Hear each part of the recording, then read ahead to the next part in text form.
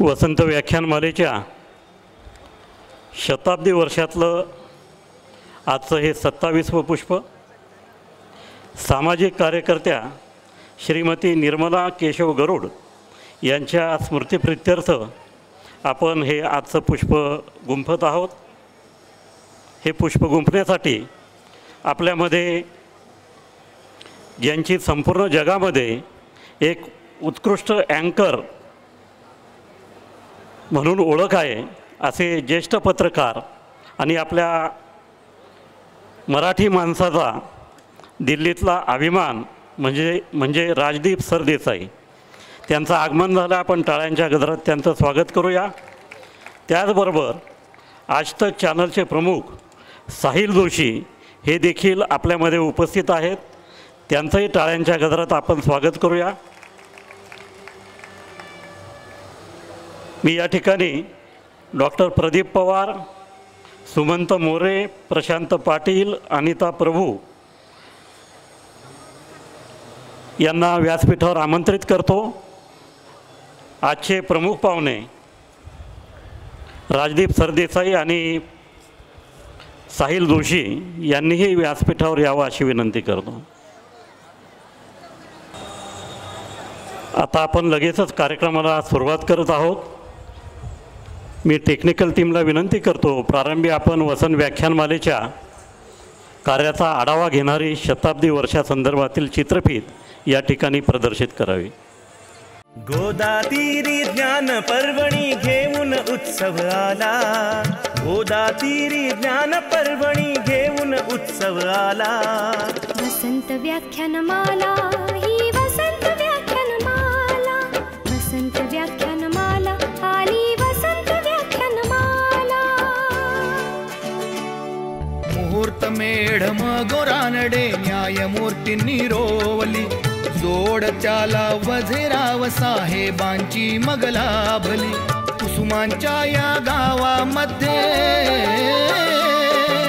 कुसुमांच्या या गावामध्ये ज्ञान यज्ञ पेटला, कुसुमांच्या या गावामध्ये ज्ञान यज्ञ पेटला।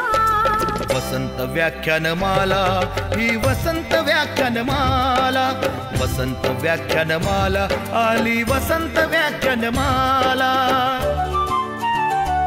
पुष्प गुंफिले सुंदर पहिले वाचस्पती भिडेनी, ज्ञान कुंभ तो प्राशन केला पुण्यवान लोकांनी।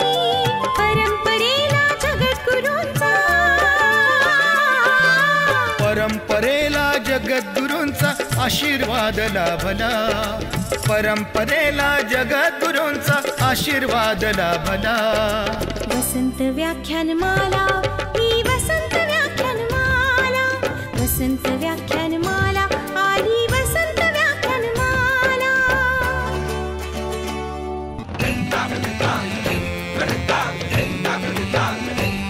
अहो देव मामलेदार पटांगण फुलू फुलू लागले, लोकहिताला शिलेदार ही निस्वार्थी लाभले। खडतर होता मार्ग तरी पण, खडतर होता मार्ग तरी पण जागर ना थांबला, खडतर होता मार्ग तरी पण जागर ना थांबला। वसंत व्याख्यानमाला ही वसंत व्याख्यानमाला, वसंत व्याख्यानमाला आली वसंत व्याख्यानमाला। गांधी, नेहरू, सरोजिनी, अंधोंडो, केशव कर्वे स्वप्न दिले स्वातंत्र्यवीरांनी स्वतंत्रतेचे नवे। स्वरलतिकेचा स्वरसागर हा, स्वरलतिकेचा स्वरसागर श्री गोदेला भेटला। वसंत व्याख्यानमाला ही वसंत व्याख्यानमाला, वसंत व्याख्यानमाला आली वसंत व्याख्यानमाला। आचार्यात्रे हिंदुहृदय सम्राट धडाडून गेले, विचारवंतांच्या प्रतिभेचे दर्शन येथे घडले। प्रबोधनाच्या नव्या युगाचा, प्रबोधनाच्या नव्या युगाचा पुरस्कार हा झाला, प्रबोधनाच्या नव्या युगाचा पुरस्कार हा झाला. वसंत व्याख्यानमाला ही वसंत व्याख्यानमाला. वसंत व्याख्यानमाला आली वसंत व्याख्यानमाला.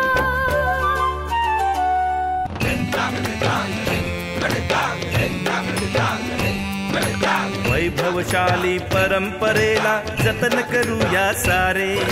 ज्ञानामृत हे घेण्यासाठी गोदा काठी या रे. कला गुणांचा संस्कारांचा, कला गुणांचा संस्कारांचा मंगलमय सोहळा. कला गुणांचा संस्कारांचा मंगलमय सोहळा. वसंत व्याख्यानमाला ही वसंत व्याख्यानमाला. वसंत व्याख्यानमाला आली वसंत व्याख्यानमाला. वसंत व्याख्यानमाला ही वसंत व्याख्यानमाला. वसंत व्याख्यानमाला आली वसंत व्याख्यानमाला. वसंत व्याख्यानमाला ही वसंत व्याख्यानमाला. वसंत व्याख्यानमाला आली वसंत व्याख्यानमाला.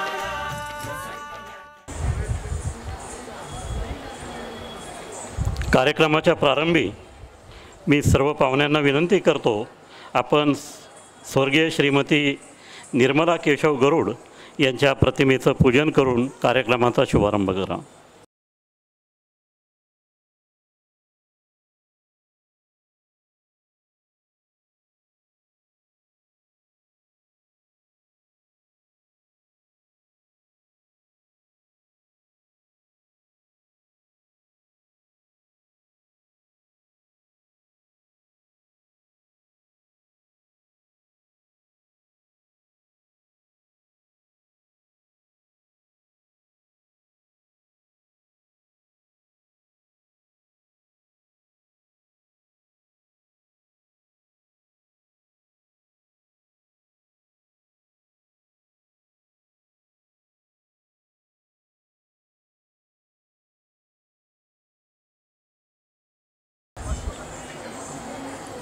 स्वर्गीय श्रीमती निर्मलाताई गरुड यांच्या जीवनावरील चित्रफित आपण बघूया आणि त्या माध्यमातून त्यांना श्रद्धांजली अर्पित करूया.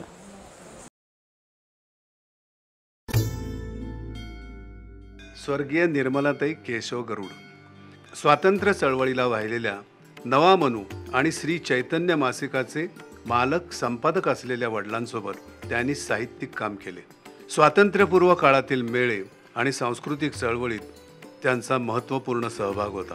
एका वर्षात 3 इयत्ता करून त्या मॅट्रिक झाल्या. काही काळ त्यांनी शिक्षक म्हणूनही काम केलं. मराठी भाषेवर त्यांचं प्रभुत्व होतं. विवाहानंतर पती केशवरावांबरोबर विमा आणि अल्पबचत व्यवसायात त्यांनी सहभाग घेतला. पतीचा प्रचंड लोकसंग्रह आणि विविध सामाजिक सांस्कृतिक संस्थांतील प्रत्यक्ष सहभाग यामुळे त्या देखील विविध संस्थांशी जोडल्या गेल्या. त्यांना सण समारंभ उत्सवाची विशेष आवड होती. त्यातून वाडा संस्कृती त्यांनी जोपासली. त्यांनी अनेक माणसं आपल्या मनमिळाऊ आणि हव्याहव्याच्या स्वभावानं जोडली. उत्तम पाठांतर आणि स्मरणशक्तीमुळे पुढच्या पिढ्यांना त्यांचं मार्गदर्शन लाभलं. पतीच्या निधनानंतर मुलांच्या शिक्षणाकडे आणि भविष्याकडे त्यांनी विशेष लक्ष दिले. आज त्यांची मुलं आणि कन्या सुसंस्कृत उच्च शिक्षित असून आपल्या आईचा शैक्षणिक आणि सामाजिक वारसा पुढे नेत आहेत. स्वर्गीय निर्मलाताई केशवराव गरुड यांना नाशिक वसंत व्याख्यानमाला विनम्र अभिवादन करीत आहे. रोजच्याप्रमाणे आज आपल्यामध्ये जिल्हा परिषद प्राथमिक शाळा मुठाळ वस्ती सिन्नर येथील विद्यार्थी आज आपल्यामध्ये सरस्वती वंदना या गाण्यावर नृत्याविष्कार सादर करणार आहेत. मी या विद्यार्थ्यांना व्यासपीठावर आमंत्रित करतो. मुलांना लहानपणापासून वसंत व्याख्यानमालेची माहिती व्हावी या उद्देशाने आपण दररोज वेगवेगळ्या शाळेच्या विद्यार्थ्यांना या ठिकाणी आमंत्रित करतो आणि त्यांच्या कलागुणांना प्रोत्साहन देण्याचं देखील काम वसंत व्याख्यानमाला या उपक्रमातून करते आहे. मुख्याध्यापिका नवले पर्यवेक्षक साहेबराव बोराडे, नृत्य दिग्दर्शक सोनाली बन्नापुरे आणि नृत्य संयोजक प्रदीप गोराडे यांचं या विद्यार्थ्यांना मार्गदर्शन लाभलेलं आहे. आणि सरस्वती वंदना या गाण्यावर, प्रार्थनेवर ही मुलं आपल्यापुढे नृत्याविष्कार सादर करणार आहेत.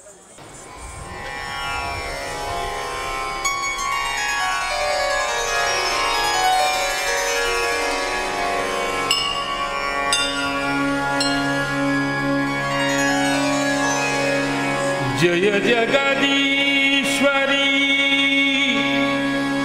माता सरस्वती,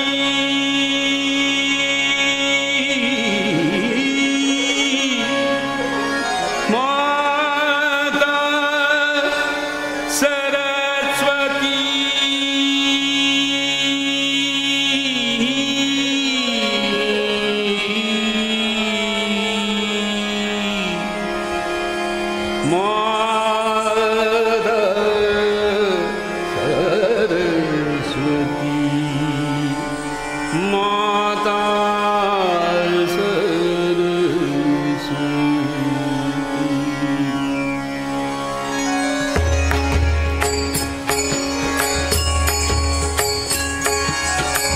जय जगदीश्वरी माता सरस्वती, जय जगदीश्वरी माता सरस्वती, जय जगदीश्वरी माता सरस्वती, शरणागती पालनहारी, शरणागती पालनहारी, शरणागती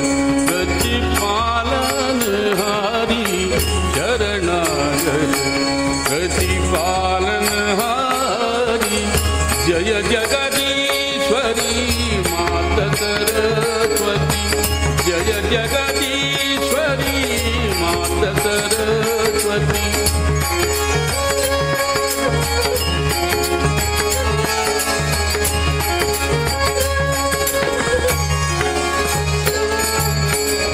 चंद्रबिंब सम वदन विराजे, चंद्रबिंब सम वदन विराजे, चंद्रबिंब सम वदन विराजे, शीश मुकुट माला गलधारी, शीश मुकुट माला गलधारी, शीश मुकुट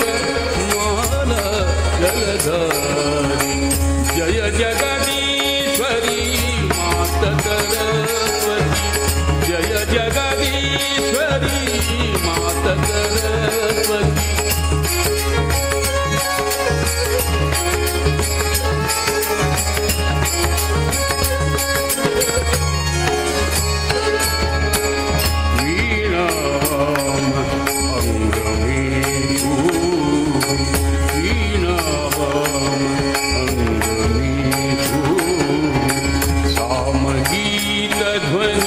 मधुर प्यारी, सामगीत ध्वनि मधुर प्यारी, सामगीत ध्वनि मधुर प्यारी, सामगीत ध्वनि मधुर प्यारी, जय जगदीश्वरी माता सरस्वती, जय जगदीश्वरी माता सरस्वती, शरणागती प्रतिपालनहारी, शरणागती प्रतिपालनहारी, शरणागती प्रतिपालनहारी, शरणागती प्रतिपालनहारी, शरणागती प्रतिपालनहारी.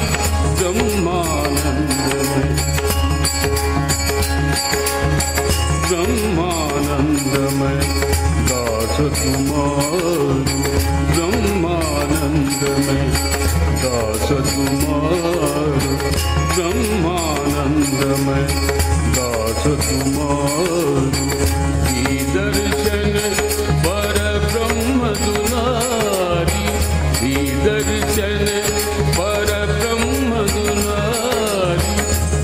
जगदीश्वरी मात सरस्वती जय जगदीश्वरी मात सरस्वती शरणागत प्रतिपालनहारी शरणागत प्रतिपालनहारी शरणागत प्रतिपालनहारी जय जगदीश्वरी मात सरस्वती जय जगदीश्वरी मात सरस्वती.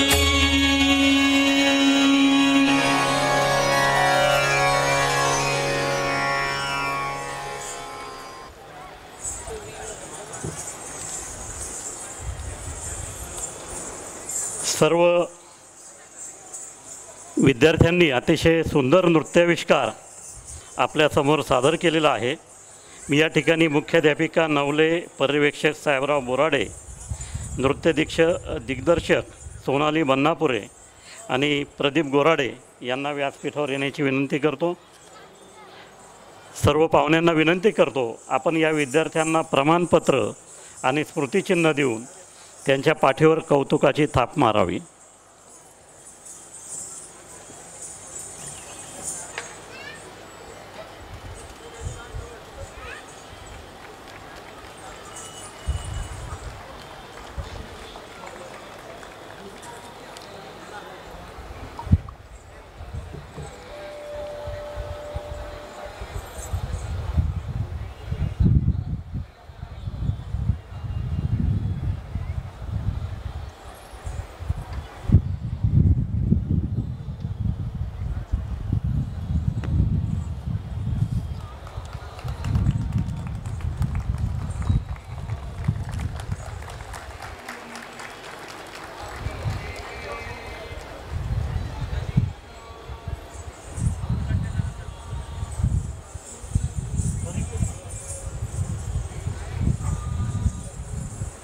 हेमंत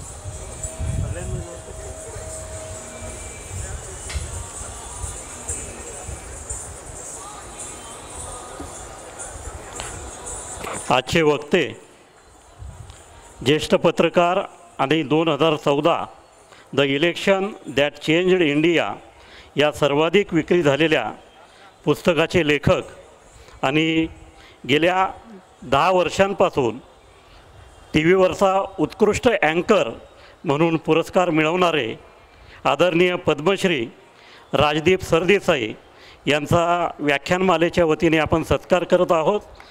व्याख्यानमालेचे उपाध्यक्ष विजय हाके यांना विनंती करतो, आपण राजदीप सरदेसाई यांचा स्मृतिचिन्ह, मानपत्र आणि भरड धान्यांपासून बनवलेला अन्नपदार्थांचा बॉक्स देऊन आपण राजदीप सरदेसाई यांना सन्मानित करावं. फॉर्मी या कंपनीने बनवलेला हा अन्नपदार्थांचा बॉक्स आहे.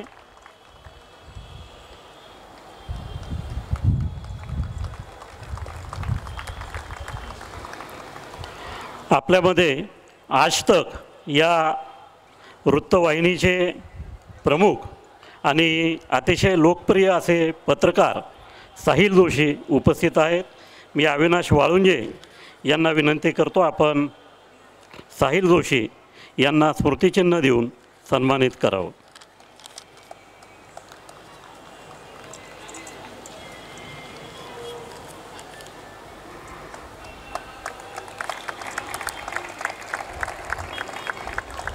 व्याख्यानमालेच्या या शताब्दी वर्षाच्या उपक्रमासाठी खूप लोकांची आम्हाला कळत न कळत मदत झालेली आहे. आर्ट ऑफ लिव्हिंग परिवाराच्या अतिशय लोकप्रिय अशा सदस्या, सक्रिय कार्यकर्त्या आणि उद्योजक अनिता प्रभू यांच्याविषयी त्यांचा सत्कार करून आम्ही त्यांनी केलेल्या मदतीबद्दल कृतज्ञता व्यक्त करू इच्छितो. गणेश भोरे यांना विनंती करतो, आपण अनिता प्रभू यांचा स्मृतिचिन्ह देऊन सत्कार करावा.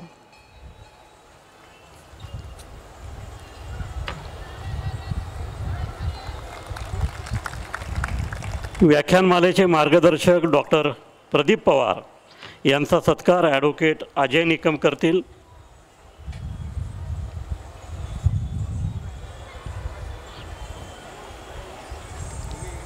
प्राचार्य प्रशांत पाटील यांचा सत्कार करण्यासाठी मी ऋषिकेश दापसे यांना व्यासपीठावर आमंत्रित करतो.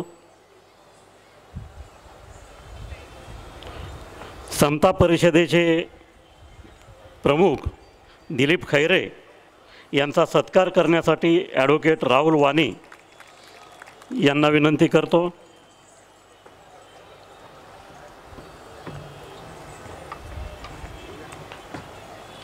सिक्युरिटी एजन्सीमध्ये उत्कृष्ट काम करून अनेक नाशिकमधले सभा समारंभ सुव्यवस्थितपणे पार पाडण्यामध्ये बहुमोल मदत करणारे विशाल बनकर यांचा सत्कार करण्यासाठी मी राजेंद्र बाफना यांना आमंत्रित करतो.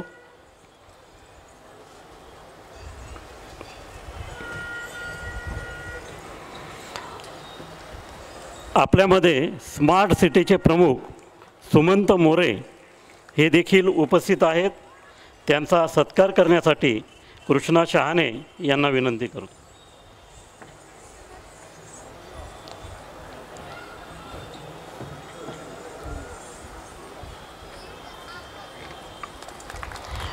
आजच्या व्याख्यानाचे प्रायोजक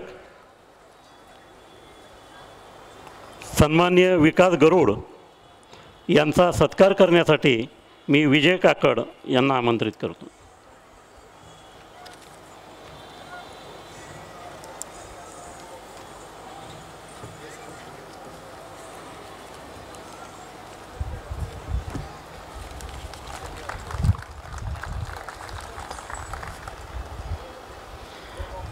व्याख्यानमालेच्या शताब्दी वर्षानिमित्त आपण एक स्मरणिका तयार केलेली आहे. मी मुकुंद बाविस्कर यांना व्यासपीठावर येण्याची विनंती करतो. या स्मरणिकेमध्ये आपण 100 वर्षाचा व्याख्यानमालेचा इतिहास हा एका ठिकाणी संग्रहित केलेला आहे. 2014 साली आपल्याला नाशिकच्या माजी मंत्री डॉक्टर शोभाताई बच्छाव यांच्या मदतीने शासनाकडून भरघोस निधी मिळाला आणि संस्थेचं कार्यालय सुरू झालं. आणि त्यानंतर आम्ही वेळोवेळी जे कार्यकर्ते सभा लाभले व्याख्यानमालेला त्यांच्याकडून बरंचसं रेकॉर्ड संग्रहित केलं आणि हा 100 वर्षांचा इतिहास एका ठिकाणी आणण्यासाठी प्रयत्न केलेले आहेत. मी आदरणीय राजदीप सरदेसाई यांच्यासारखा योग्य माणूस ही स्मरणिकेचं प्रकाशन करण्यासाठी आम्हाला मिळू शकणार नाही अशी खात्री आहे. त्यामुळे त्यांना विनंती करतो की आपण या स्मरणिकेचं प्रकाशन करावं. या स्मरणिकेचं बरंचसं लिखाण आमच्या मुकुंद बाविस्कर यांनी केलेलं आहे.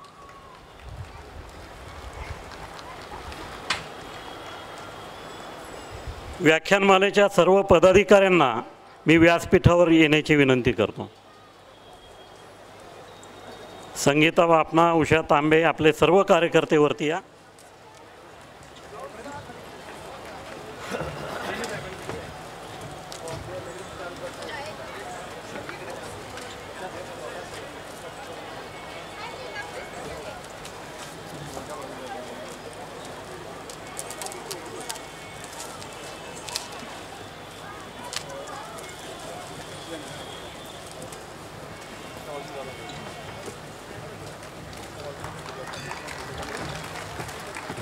सेकंड आपण इकडे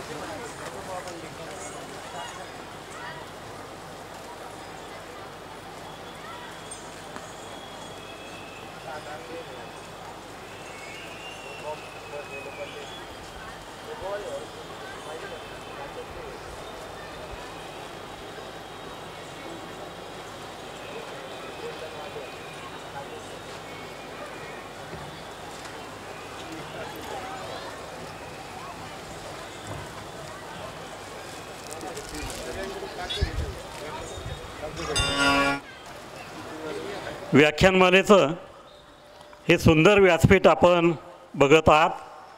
हे व्यासपीठ आपल्या सर्वांचे मित्र आणि नाशिकमधला भव्य कार्यक्रम म्हटला की त्याची आखणी करताना सगळ्यात पहिले जर कोणाची आठवण येत असेल ते आपले मित्र आनंद ढाकीपळे.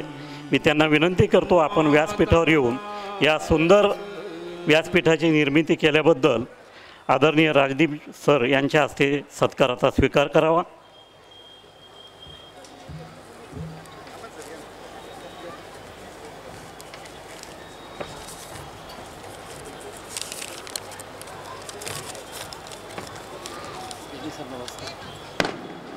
सायबर एजचे गणेश लोणारे यांनी भरकन व्यासपीठावर यायचं आहे.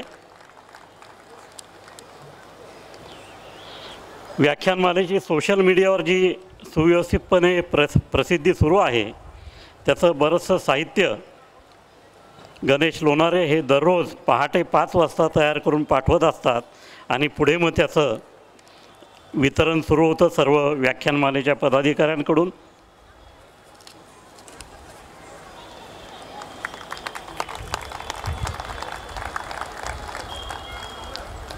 आपण अजून एक सत्कार या ठिकाणी करत आहोत तो म्हणजे सुमंत मोरे यांचा. सुमंत मोरे साहेबांनी मदत केल्यामुळे या ठिकाणी हे सुंदर सगळं मैदान तयार झालेलं आहे. नाशिक महानगरपालिकेच्या स्मार्ट सिटी विभागाचे सुमंत मोरे साहेब प्रमुख आहे. मी अविनाश वाळुंजे यांना विनंती करतो आपण या ठिकाणी यावं. शताब्दी वर्ष असल्यामुळे व्याख्यानमालेचा समारोप जो आहे तो महाराष्ट्राची हास्यजत्रा या संपूर्ण जगात लोकप्रिय झालेल्या कार्यक्रमाच्या इथे प्रत्यक्ष सादरीकरणाने होणार आहे.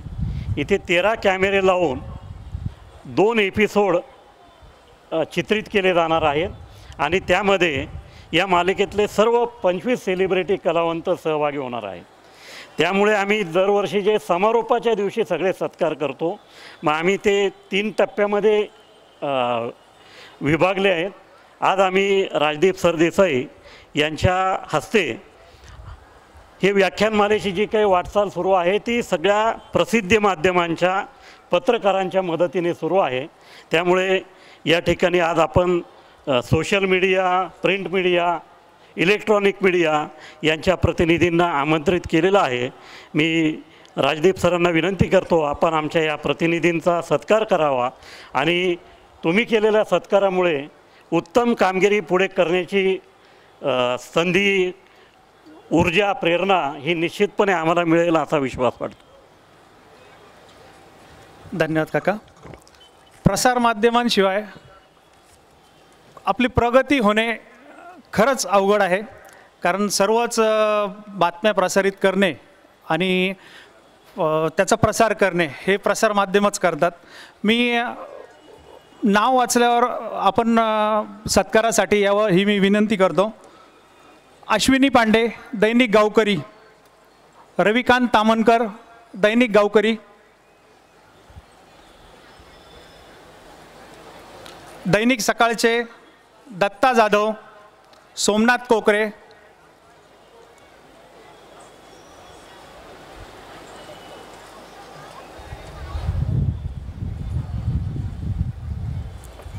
दैनिक लोकमतचे संजय दुनबळे, प्रशांत खरोटे.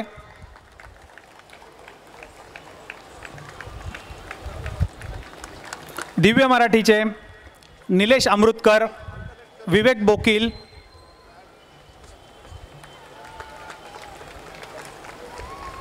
महाराष्ट्र टाइम्सचे रामनाथ माळोदे, सतीश काळे.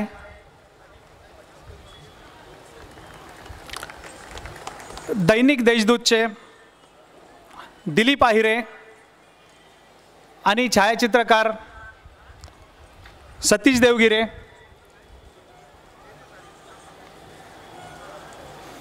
दैनिक पुढारीच्या दीपिका वाघ, हेमंत घोरपडे.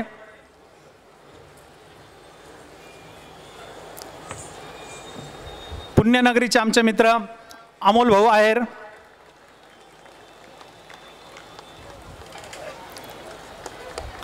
भ्रमरचे मुकुंदजी बाविस्कर.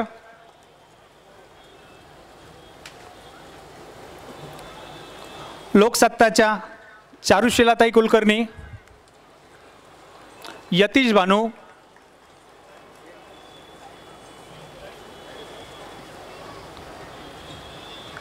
आपलं महानगरचे सुशांतजी किरवे, सुधीर उमराळकर,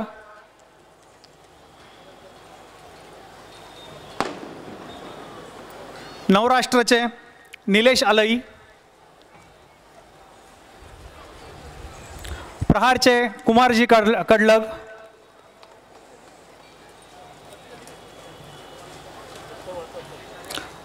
तरुण भारतचे अमित वैद्य, लोकनामाचे धनंजय बोडके, 9 न्यूजचे किशोरजी बेलसरे, वेद न्यूजचे संतोषजी कमोद, NCN न्यूजचे रोहन दानी,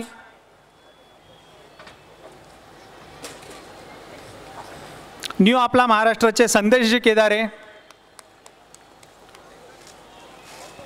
दिशा न्यूजचे मनोजजी गायकवाड, नाशिक न्यूजचे लक्ष्मणराव घाटोळ, झी मराठीचे योगेशजी खरे, ABP माझाचे मुकुलजी कुलकर्णी, TV 9चे चंदन पूजाधिकारी, जनस्थानचे अभय ओझरकर, इंडिया दर्पणचे गौतम संचेती, नाशिक नामाचे नितीनजी सुगंधी, नाशिक हेरॉल्डचे मिलिंद सजगुरे,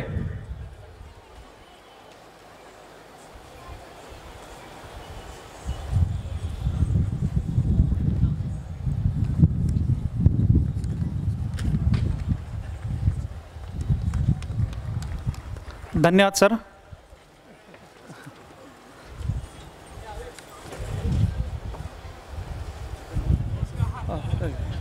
सर या.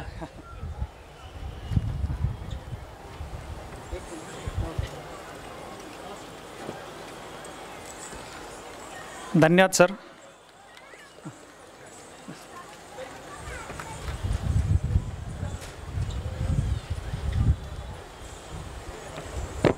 आता आपण ज्यांची आतुरतेने व्याख्यान ऐकण्यासाठी आतुर आहोत ते राजदीप सरदेसाई आपल्याशी संवाद साधणार आहेत. मी सर्व पाहुण्यांना विनंती करतो आपण कृपया व्यासपीठासमोर आसनस्थ व्हावं आणि सरांच्या व्याख्यानाचा मनमुराद आनंद घ्यावा. आजच्या दुसऱ्या सत्रामध्ये नाशिकच्या चित्रकला महाविद्यालयाचे प्राचार्य प्रफुल्ल चव्हाण हे चित्रकला आणि करिअर या विषयावर आपल्याशी संवाद साधणार आहेत. उद्या स्वातंत्र्यवीर विनायक दामोदर सावरकर यांची जयंती आहे. त्यानिमित्ताने आपण ठाणे येथील प्राध्यापिका धनश्री लेले यांचं महाकवी सावरकर या विषयावर व्याख्यान आयोजित केलेलं आहे.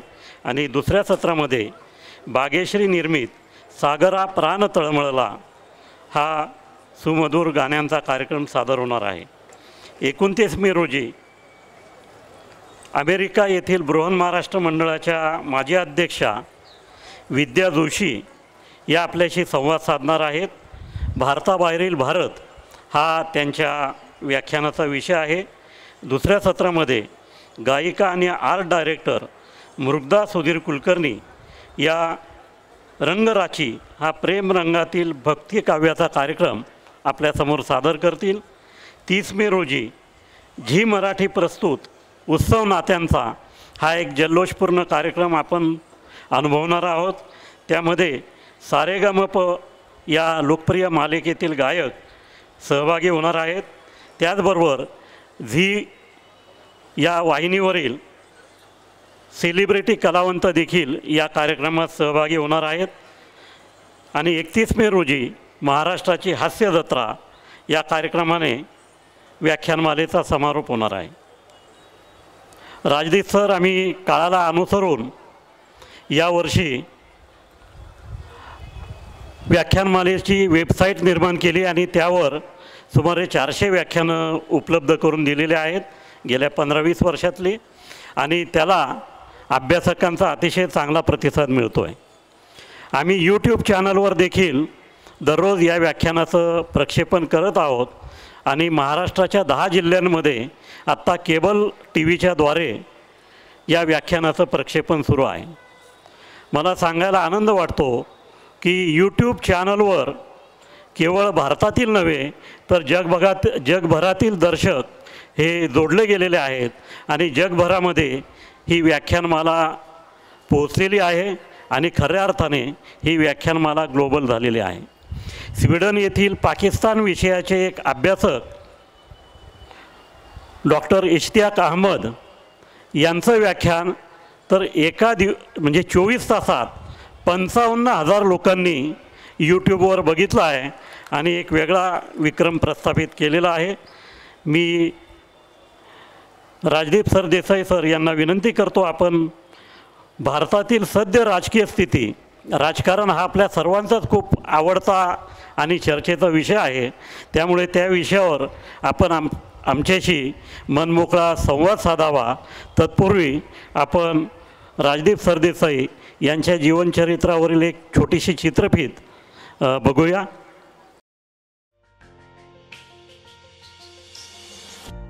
राजदीप सरदेसाई हे ज्येष्ठ पत्रकार आणि 2014 the election that change India या सर्वाधिक विक्री झालेल्या पुस्तकाचे ते लेखक आहेत.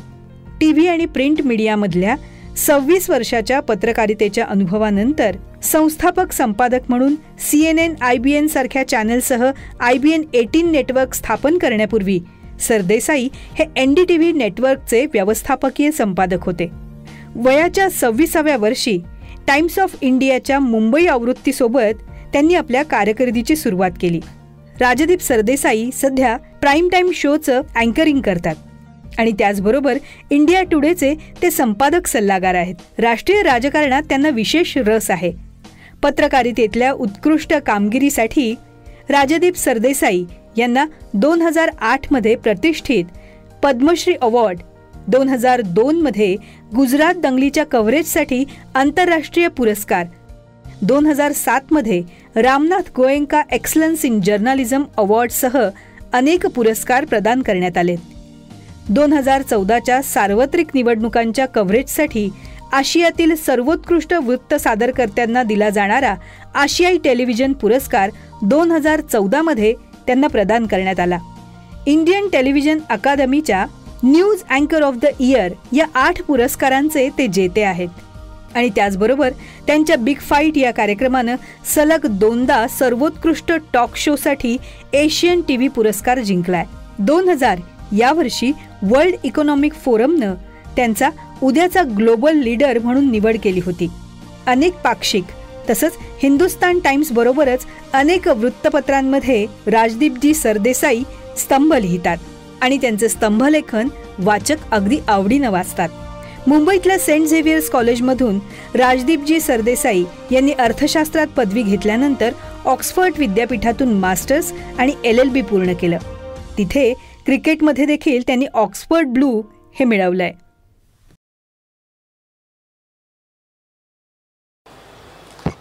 नमस्कार. वसंत व्याख्यानमालाचे आयोजक आणि प्रमुख पाहुणे श्रीकांत बेनीजी, माझे आज तक आणि मुंबई तकचे सहयोगी आणि मुंबई तकचे संपादक साहिल जोशीजी,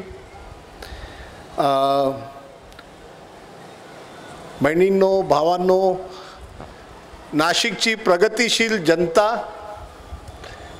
आणि कित्येक लोक जिथे ह्या समारोहात आलेत, आपण मला ह्या ऐतिहासिक समारोह महासमारोहामध्ये बोलवलंय, शताब्दी वर्षात बोलवलंय, याबद्दल मनापासून आभार. Thank you very much. काही वर्षापासून बेनीजी मला सांगतात की या नक्की या, आणि त्या काळात मी पुस्तक लिहित होतो 2014च्या इलेक्शनवर आणि 2019च्या इलेक्शनवर, म्हणून मी येऊ शकलो नाही. पण नाशिक बरोबर एक वैशिष्ट्य आहे. याच नाशिकमध्ये माझे आजोबा जे होते ते पोलीस ऑफिसर होते. त्यांची ट्रेनिंग इथे पोलीस अकॅडमीमध्ये झालेली आणि 1943 साली माझ्या आजोबा आणि आजींचं लग्न पण ह्याच नाशिकमध्ये झालेलं. तर जेव्हा मी पहिल्यांदा त्यांनी सांगितलं, मी म्हणालो मी नक्की येईन, आणि मी आलो. पण एक प्रॉब्लेम आहे, कारण की जो विषय मला दिला आहे तो आहे आजचं राजकारण. आता प्रॉब्लेम असा आहे की जर मी खरं बोललो तर काही लोकांना आवडणार नाही, आणि जर खोटं बोललो तर ते परवडणार नाही. तर करायचं काय? खरं बोलायचं की खोटं बोलायचं हे तुम्ही सांगा. कारण की अशी आहे की हा जो एक युग आहे हा फेक न्यूजचा आहे. लोकांना बातमी वृत्तवाहिनी किंवा कुठल्याही न्यूजपेपरमध्ये मिळत नाही, पण ह्या मोबाईलवर मिळते.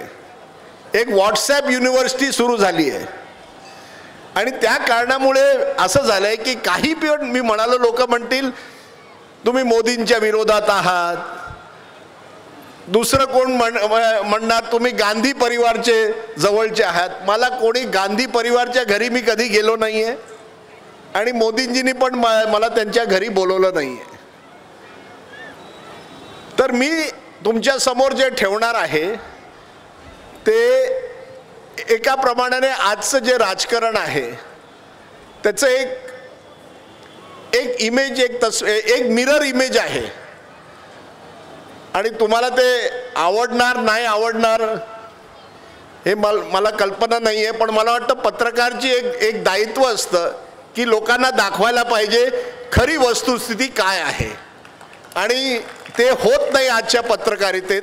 म्हणून मी आज वसंत व्याख्यानमालाच्या या ऐतिहासिक शताब्दी समारोहात तुमच्या समोर काही फॅक्ट्स ठेवणार आहे, आणि मग तुम्ही जज करा आणि तुम्ही प्रश्न पण करा. कारण की मला वाटतं की आजच्या भारतात फक्त मन की बात नाही व्हायला पाहिजे, जनतेची पण बात यायला पाहिजे कुठे ना तर 15-20 मिनटं आम्ही प्रश्न पण घेऊ. कारण की कोण प्रश्न आजकाल घेत नाही, वन वे कम्युनिकेशन असतं या देशात. पहिली पॉइंट अशी आहे, जर कोणी तुम्हाला विचारलं की आजचं राजकारणला तुम्ही एक शब्दात लोकांसमोर जर ठेवलं तर कुठला तो शब्द? मी म्हणीन आजचं राजकारण धनतंत्र आहे, लोकतंत्र नाही. हे धनतंत्रचं राजकारण झालं आहे.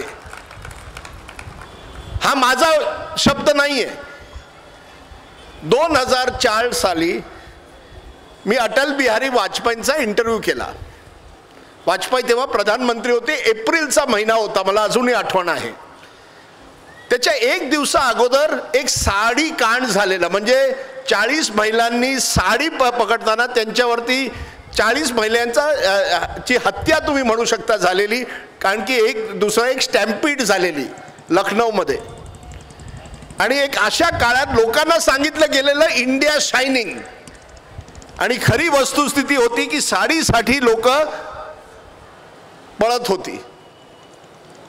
तर त्या घटनेच्या एक दिवसानंतर मी वाजपेयींजींचा इंटरव्ह्यू केला, आणि मी वाजपेयींजींना विचारलं, सर आपको जो आप देखते हैं कुछ ऐसी चीज़ आपको कैसे लगता है जब आप ये साड़ी कांड को देखते हैं और 40 महिलाओं की मौत इस तरह से होती है? तो उन्होंने कहा दुख होता है, और दुख इस बात का होता है कि जब मैं राजनीति में आया तो विचारधारा लेकर आया था, और राजनीति में अब जब मैं देखता हूं राजनीति धनतंत्र बन गई है. जिसके पास पैसा होता है वो पैसे के बल पे चुनाव जीतता है. जब मैंने राजनीति शुरू की थी, मैं एक जीप से प्रचार करके बलरामपुर का चुनाव जीता था. आज आपको पूरा काफिला लेकर जाना पड़ता है, सबको एक तरह से पैसे देकर आपको चुनाव जीतना पड़ता है. धनतंत्र की राजनीति हो गई है. हे वाजपेयींजींचं आहे, तुम्ही यूट्यूब पर पण बघू शकता. आता काय झालंय की आपल्या इलेक्शन कमिशन जे आहे त्यांची एक लिमिट आहे की जर तुम्हाला MLA व्हायचं आहे तर तुम्ही 45 लाख पर्यंत खर्च करू शकता, जर तुम्हाला MP व्हायचं आहे तुम्ही 95 लाख पर्यंत खर्च करू शकता. आता मी कर्नाटकात होतो जिथे इलेक्शन झाले. एका कॅन्डिडेटने मला सांगितलं, कॅमेरेवर नाही कॅमेऱ्याच्या बाहेर, मी त्यांना विचारलं सर किती खर्च किती होतोय. ते म्हणाले अप्रॉक्सिमेटली 25 ते 50 कोटी. आता 25 ते 50 कोटी एक पार्टीचा कॅन्डिडेट. आणि मी त्यांनी हेही सांगितलं माझा जो प्रतिद्वंदी आहे तो 60 करोड आहे, त्याच्याकडे 60 करोडची एक बजेट आहे. तर एका कॅन्डिडेटकडे 25 ते 50 कोटी, दुसऱ्या कॅन्डिडेटकडे 60 कोटी. तर मी म्हणालो सर आप इतना पैसा क्यों लगा रहे हैं. तर ते म्हणाले नहीं उसका ये अच्छा इन्वेस्टमेंट है, उसका रिटर्न भी आएगा. रिटर्न कसं, दरवर्षी त्यांच्या कॉन्स्टिट्युन्सीमध्ये कॉन्ट्रॅक्ट्स येतात, बिल्डिंग कॉन्ट्रॅक्ट्स, रस्त्यांचे कॉन्ट्रॅक्ट्स. नाशिकमध्ये मी बघतोय मोठा फ्लायओव्हर होतोय. प्रत्येक ठिकाणी तुम्ही जाल फिजिकल इन्फ्रास्ट्रक्चरमुळे कुठला ना कुठला कॉन्ट्रॅक्ट. आणि त्यांनी मला सांगितलं त्याचे 10% आमच्याकडे येतात, म्हणजे 10% कमिशन. मला वाटलेलं 40% आहे. ते म्हणाले नाही आम्हाला 10%, जसं तुम्ही वरती गेला ते वाढतं. म्हणजे मुख्यमंत्री पर्यंत गेला तेव्हा 40% कमिशन होऊन जातं, माझ्याकडे 10% येणार. म्हणजे 5 वर्षात किती मिळतील मी विचारलं. नाही ते त्यांनी विचार केला, म्हणे नाही जर मी सरकार आमची जर सरकार झाली तर 150-200 कोटी, आणि जर आम्ही ऑपोजिशनमध्ये राहिलो तर मग 60 किंवा 80 किंवा 100 कोटी. हे कर्नाटकात. आता तुम्ही विचार करा प्रत्येक कर्नाटकाचा MLA आणि मिनिस्टर जो आहे त्यांचे ॲसेट्स 4 टाइम वाढलेत, 4 गुणा वाढलेत. कुठून वाढले, कसे वाढले. कोविड झालं, इकॉनॉमिक रिसेशन झालं, but there is no political recession. पॉलिटिशियनला कधी रिसेशनचा प्रॉब्लेम नसतो, कारण की rate of it is an investment. मग ते धनतंत्र नाही तर काय आहे. जर कुठल्याही आम आदमीला आज इलेक्शन लढवायची जर हिम्मत पण दाखवली, तुमच्याकडे त्या बँक अकाउंटमध्ये ते 25-50 कोटी आहेत का, आणि जर नसतील तर तुम्ही कसं लढणार. हो काही लोक अजूनही प्रामाणिकपणे इलेक्शन लढण्याचा प्रयत्न करतात आणि काही लोक त्यांच्यापैकी जिंकतात पण मॅक्सिमम लोक नाशिकमध्ये असो, मुंबईमध्ये असो, बेंगलोरमध्ये असो किंवा दिल्लीत असो, त्यांना कोटी त्यांना इन्व्हेस्टमेंट करावा लागतो. आणि एकदा तुम्ही इन्व्हेस्टमेंट केलं तर कुठे ना कुठे करप्शन सुरू होतं. आपल्या प्रधानमंत्री म्हणालेले 2014 मध्ये ना खाऊंगा ना खाने दूंगा. पण परिस्थिती अशी झाली आहे की फक्त जिथे ऑपोजिशन स्टेट्स आहेत तिथे एन्फोर्समेंट डायरेक्टरेट जाते, पण कर्नाटकात एवढ्या 5 वर्षात गेली नव्हती, कारण की तिथे तुमचं राजकारण होतं. ही वस्तुस्थिती आहे. कर्नाटकात एन्फोर्समेंट डायरेक्टरेट नाही, महाराष्ट्रात एन्फोर्समेंट डायरेक्टरेट होतं जोपर्यंत सरकार तुमच्या विरोधात होती. जसेही आपले MLAs गेले, शिवसेना सोडून शिंदे सेना झाली, त्यांच्या विरोधात जेवढे ते EDचे केसेस होते, CBIचे केसेस होते, काय झालं त्यांचं. साहिल जोशी इथे आहेत, ते तुम्हाला जास्त सांगतील. एका MLAनी एका पत्रकाराला सांगितलं, जेव्हा ते उद्धव ठाकरेचे एकदम जवळचे होते, तर त्यांना कोणी विचारलं, अरे तुम्ही उद्धव ठाकरेला कसं सोडू शकता, एवढं वर्ष तुम्ही त्यांच्या बरोबर राहिलात. ते म्हणाले रात्री मला झोप येत नाहीये. तर का झोप येत नाहीये, तर त्यांनी मग किस्सा सांगितला. ते आपल्या गृहमंत्रीकडे गेले, अमित शाहजीकडे गेले आणि म्हणाले शाहजी मुझे बचाइए. ते म्हणाले बचाइए नहीं, आप कुछ भी करिए, ये ईडी और सीबीआई का नोटिस मुझसे निकाल दीजिए, मुझे रात को नींद नहीं आती है. अमित शाह म्हणाले ठीक आहे, हेच ना, तर आप जॉईन कर लो दुसरी पार्टी. जसंही त्यांनी शिंदे सेना जॉईन केली आहे, ईडी आणि सीबीआय केसेस आता नाही त्यांच्या विरोधात, म्हणजे कारवाई तरी नाही आहे. आता तुम्ही विचार करा, आपल्या देशाचं जर राजकारण असं होणार आहे की तुम्ही पक्ष बदलला तर ईडी पण नाही येणार तुमच्या घरी आणि सीबीआय पण नाही येणार, आणि तुम्ही विरोधी पक्षात असाल तर ईडी नक्की येणार आणि सीबीआय नक्की येणार. असं कसं राजकारण चालेल? हे डिफेक्शनचं जे पॉलिटिक्स सुरू झालंय, आया राम गया राम. एका काळात आम्ही हरियाणाला बघून हसत होतो, अरे हे हरियाणामध्ये होतं, महाराष्ट्रात होत नाही.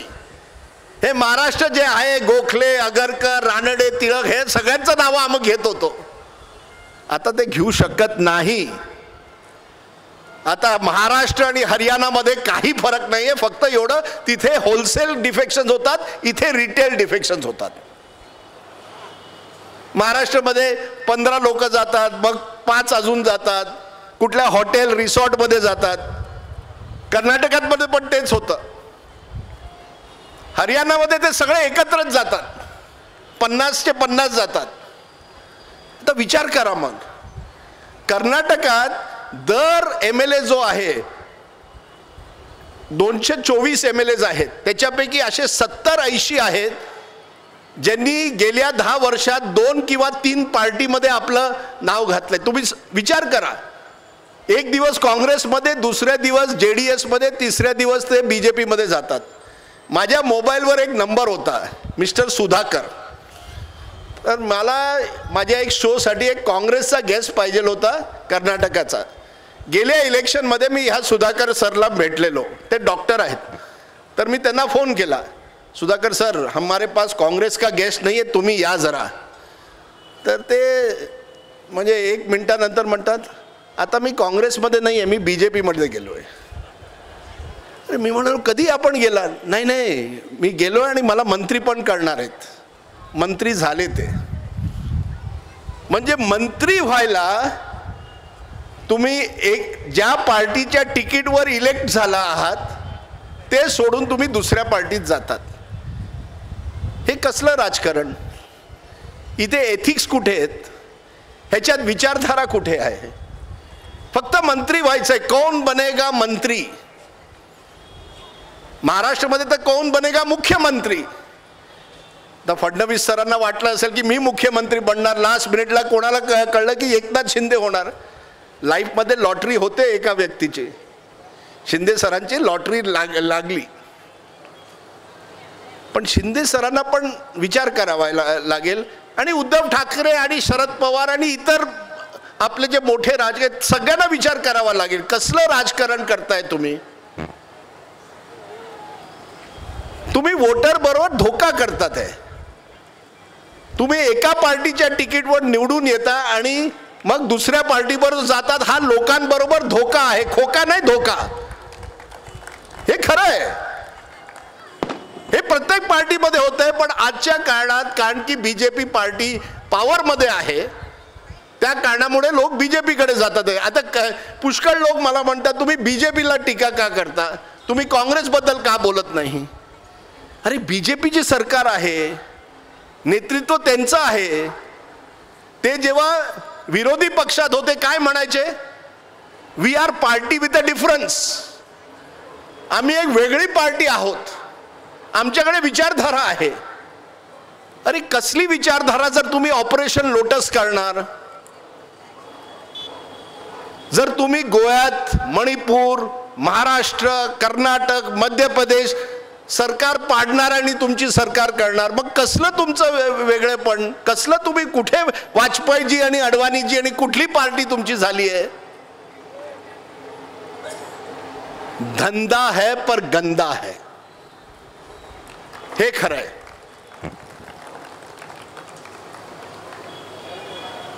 जसं मी म्हणालो काही लोकांना हे आवडणार नाही, पण ही खरी वस्तुस्थिती आहे. आता तुम्ही बघा, पार्लमेंटचं उदाहरण लोक देतात. उद्या पार्लमेंटची नवीन बिल्डिंग सुरू होणार आहे, एक नवीन बिल्डिंग. ते आता त्या बिल्डिंगचा खर्च किती आहे हे वेगळी गोष्ट, नवीन बिल्डिंगची गरज आहे, ह्याच्यात काही वाद नाही आहे. ते 800 कोटीची असो 1200 कोटीची असो, ते पैसे तुमचे आणि माझे जातात आहे, टॅक्सपेअरचे पैसे जातात आहे. नवीन बिल्डिंग होणार आहे, फर्स्ट क्लास बिल्डिंग होणार आहे. आता त्या बिल्डिंगमध्ये विरोधी पक्षांनी सांगितलं की आम्ही बहिष्कार करू, कारण की राष्ट्रपतीच्या ऐवजी प्रधानमंत्री त्याचं उद्घाटन करणार आहे. ह्याच्यावर पण आपण डिबेट करू शकू की कोणी करायला पाहिजे. काही लोक म्हणतात इंदिरा गांधीच्या काळात इंदिरा गांधींनी पार्लमेंट लायब्ररीचं उद्घाटन केलेलं, राजीव गांधींनी पार्लमेंटचं एक उद्घाटन, एक एनेक्स बिल्डिंग केली, तर आम्ही का नाही करायचं? अरे पण तुम्ही म्हणाला तुम्ही पार्टी विथ अ डिफरन्स आहात. तुम्ही म्हणालेला नेहरू गांधी परिवारचं हे जे पारिवारिक जे त्यांचा इतिहास आहे त्यांच्याहून दूर आम्ही जाऊ आणि एक नवीन भारत करू. पण काय झालं त्या नवीन भारतचं? प्रत्येक नेता जो आहे, एकदा तो नेता होतो, एकदा तो सत्तेत येतो, तर त्याला वाटतं मीच ह्या देशाचा राजा आहे. अंग्रेज चले गए, अपनी औलाद छोड़ गए. अंग्रेजच्या पण जमान्यात मोठे मोठे बंगले व्हायचे, गाडी. आता अरविंद केजरीवाल जेव्हा ते विरोधी पक्षात होते, इंडिया अगेंस्ट करप्शन, मैं रहूंगा बहुत छोटे घर में, मुझे कोई कुछ नहीं चाहिए. आज ते अरविंद केजरीवालनी पण महल बांधलाय, त्याला पण मोठे मोठे गाडी पाहिजे. आता तुम्ही पार्लमेंटचा विचार करा, पार्लमेंटची नवीन बिल्डिंग होणार, पण पार्लमेंटमध्ये आपले जे एमपीज आहे त्यांचं वागणं मध्ये काय फरक पडणार का? एका काळी नेहरूंच्या काळी 140 दिवस पार्लमेंट बसायचं दरवर्षी, आता 50 ते 60 दिवसच बसतं. आणि सगळे तयार होतात की पार्लमेंट अजन कसं करून बाहेर कसं जायचं, आमचा डेली अलाउन्स घेऊन चला बाहेर. फक्त 5% प्रोडक्टिव्हिटी आमच्या पार्लमेंटची आहे. बजेट देशाचं पास झालं, डिस्कशन झालं नाही बजेटवर, देशाच्या बजेटवर डिस्कशन या पार्लमेंटनी केलं नाही. काँग्रेस म्हणते तुम्ही अडाणीवर जेपीसी करा, आणि बीजेपी म्हणते राहुल गांधी माफी मागो. 2-2 मिनिटात पार्लमेंट अजन होतं या देशाचं. क्वेश्चन आवर पण होत नाही, प्रधानमंत्री एक प्रश्न घेत नाही, आणि राहुल गांधी 50 ते 53% पार्लमेंटमध्ये त्यांचा अटेंडन्स आहे. 2014 ते 19 राहुल गांधीने एक प्रश्न विचारला नाही पार्लमेंटमध्ये, आणि नरेंद्र मोदींनी एकही प्रश्नाचं उत्तर दिलं नाही पार्लमेंटमध्ये. असं कसं चालेल? चायनाचं अग्रेशन होतं लडाखमध्ये, आणि अजूनपर्यंत पार्लमेंटमध्ये त्याच्यावरती काही डिस्कशन झालं नाहीये. म्हणतात नॅशनल सिक्युरिटी आहे. हो आहे ना, पण लोकांना तरी सांगा काय वस्तुस्थिती काय आहे. कोविडमध्ये किती मायग्रंट लेबर, किती लोकांचे मृत्यू झाले, किती लोकांची नोकऱ्या गेली, ह्याच्यावरती जेव्हा प्रश्न विचारतात तर म्हणतात आमच्याकडे डेटा नाही, की आम्ही तुम्हाला डेटा देऊ शकत नाही. कोविडच्या काळात एक प्राईम मिनिस्टर केअर्स फंड सुरू केला गेला. आता त्या फंड मध्ये कोणी पैसे टाकले, जेव्हा प्रश्न विचारला ते म्हणाले नाही वी कॅनॉट आन्सर, आम्ही ह्याचा उत्तर देऊ शकत नाही, हे प्रायव्हेट फंड आहे. प्रायव्हेट फंड आणि नाव प्रधानमंत्री केअर्स फंड. त्यांचे सगळे जे कमिटी मेंबर्स आहेत ते सरकारी अधिकारी, पण प्रायव्हेट फंड. आम्ही तुम्हाला सांगू शकत नाही कोणाचा पैसा ह्याच्यात जातोय. आता तो कोणाचा पैसा आहे, कोणाला फायदा मिळतोय? गेल्या काही वर्षात ह्या देशाची इनइक्वालिटी अशी झाली आहे की ह्या देशाची 60% जी इन्कम आहे ती लेस देन 1% आमचे जे बिलियनर्स आहेत त्यांच्याकडे आहे. जो आम आदमी आहे, ह्या देशाचा आम नागरिक आहे, त्याची नोकरी गेली, त्याची आमदनी गेली, पण आमचे जे बिलियनर्स आहेत, जे करोडपती आहेत, त्यांची जे आमदनी आहे ती वाढली. अडानीज वेल्थ, गौतम अडानीचे च्या हातात जे पैसे आहेत ते या एका अशा लेवलवर ह्याच काळात गेले आहेत जे इतरांना तुम्ही कल्पना करू शकत नाही. प्रत्येक एअरपोर्ट प्रोजेक्ट एकाच व्यक्तीला, आणि अशा व्यक्तीला जसं काही एक्सपिरियन्स नव्हता त्या एअरपोर्ट प्रोडक्शन मध्ये. मग काय मेसेज काय जातोय जनतेकडे की तुम्ही टॅक्स भरा, तुम्ही सेस भरा, पण मलाई कोण दुसरा खाणार. मग ना खाऊंगा ना खाने दूंगा कसा चालणार. हे बघा, ही जी स्थिती आहे, जसं मी म्हणालो, ही काय नवीन नाही आहे. काँग्रेसच्या राज्यात करप्शन होतं, काँग्रेसच्या राज्यात परिवार रूल होतं आणि ते वाढलंय. आज प्रत्येक पार्टीमध्ये कुठे ना कुठे आपल्या परिवाराला कसं पुढे करायचं हे आपल्या राजकारणात आपण बघताय. कर्नाटकात असे 70 ते 80 MLA झालेत यावेळी, जे कुठे ना कुठे त्यांचे परिवारचे लोक पॉलिटिक्समध्ये आहेत. आणि हे प्रत्येक राज्यात आहे. जे आपले रिजनल पार्टीज आहेत ते तर प्रायव्हेट लिमिटेड कंपनी झालेत. आता जे JDS पार्टी आहे, जनता दल सेक्युलर, देवगौडा त्यांचे अध्यक्ष होते. वर्किंग प्रेसिडेंट त्यांचे एक मुलगे HD कुमारस्वामी, दुसरा मुलगा HD रेवण्णा, तो पण MLA, रेवण्णाचा मुलगा MP. तिथे बिहारमध्ये लालू प्रसाद अँड सन्स, लालू प्रसाद, तेजस्वी यादव, तो दुसरा कुठला त्याचा एक भाऊ पण आहे, ते सगळे मंत्री झाले. प्रत्येक राज्यात तुम्ही जाऊ शकता. बंगालमध्ये जा, ममता बॅनर्जी आणि अभिषेक बॅनर्जी हे पूर्णपणे बंगाल कंट्रोल करतात. आता जर मला या जनतेत कुठला एक युवा मिळाला ज्याला राजकारणात जायचंय, कसं जाऊ शकणार. त्याच्याकडे ती संधी नाही आहे, त्याच्याकडे काही नेटवर्क नाही आहे. जर तुमच्याकडे नेटवर्क नसेल, तुमचे आई बाबा वडील कोणतरी पॉलिटिक्समध्ये नसतील, तर कसं जाणार तुम्ही. हे पाकिस्तानमध्ये व्हायचं. पाकिस्तानमध्ये गेल्या 70-75 वर्षात एक 10-20 फॅमिलीनी कंट्रोल केलेलं पाकिस्तानला. पण आता हे आपल्या देशात पण व्हायला लागलंय. फॅमिली राज. आणि BJP आणि लेफ्ट असे पार्टीज होते ज्याच्यात फॅमिली राज नव्हतं, तिथे पण व्हायला लागलंय. हा एक फरक झालाय. म्हणजे पॉलिटिक्स जे आहे एक बंद दुकानसारखी झाली आहे.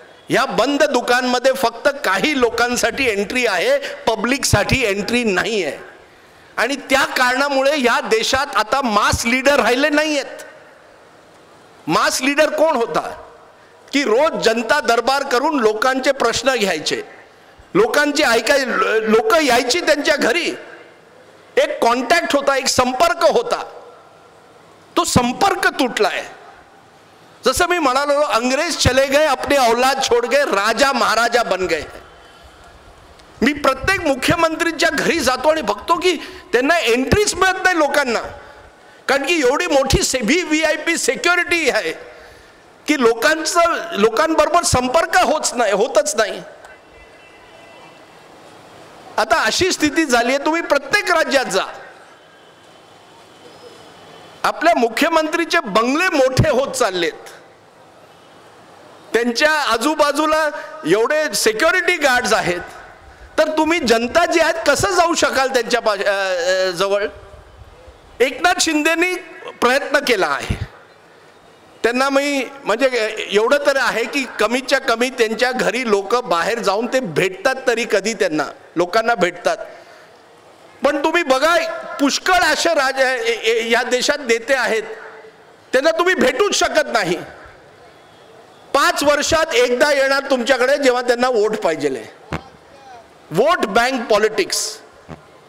आज काँग्रेसनी आपली कर्नाटकाची कॅबिनेट लिस्ट तयार केली. नावांच्या बरोबर त्यांची जाती कुठली आहे ते पण लिहिलंय की कोण लिंगायत, कोण वोकलिगा, कोण दलित, कोण आदिवासी, अशी पूर्ण लिस्ट आहे की नाव, खातं आणि जाती. तर वोट बँक पॉलिटिक्स नाही तर हे काय आहे? पण हे फक्त काँग्रेस पूर्ण. आजच्या देशात एक दुसरा प्रॉब्लेम आहे आपल्या राजकारणात. बीजेपी कडे 300हून जास्त MPs आहेत पार्लमेंटमध्ये. त्याच्यापैकी एकही मुसलमान नाही आहे. कर्नाटकमध्ये 14% मुस्लिम पॉप्युलेशन आहे. बीजेपीनी एकही मुसलमानला तिकीट दिली नाही. कर्नाटकमध्ये 3% ख्रिश्चन पॉप्युलेशन आहे. बीजेपीनी एकही ख्रिश्चनला तिकीट दिली नाही. मग कसलं सबका साथ, सबका विकास, सबका विश्वास? तुम्ही म्हणता की मी इलेक्शन लढवीन विकासच्या मुद्द्यांवर, जाता कर्नाटकमध्ये म्हणता जय बजरंग बली. आता बजरंग बलीचं काय लेणं देणं आहे ॲव्हरेज आम नागरिक बरोबर? तुम्ही तिथे काय केलं 1 वर्षापासून? सुरुवातीला हिजाब, आजान, हलाल, टिपू सुलतान. अरे टिपू सुलतानला मरून 400 वर्ष झाली. आजचा मुसलमान काय टिपू सुलतानच्या नावावर तुम्ही त्याला बहिष्कार त्याचा करणार का? हे कसं चालेल? या देशाला हॉस्पिटलची गरज आहे, या देशाला शाळेंची गरज आहे, आणि तुम्ही कशावर लढतात की टिपू सुलतानची जयंती व्हावी की नाही, की तिथे कुठल्या जागी. आता गोव्यात पण पोचलंय की चर्चच्या जागी एका काळी त्या चर्चवर एक मंदिर होतं. हा काही 21st सेंचुरी इंडियाचा इश्यू आहे का? हा विषय आहे का लोकांसमोर?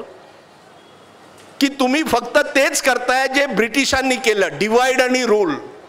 लोकांना विभाजित करा, म्हणा तू मुस्लिम आहे, तू हिंदू आहे, आणि त्यांना डिवाइड करून आपलं राजकारण करा.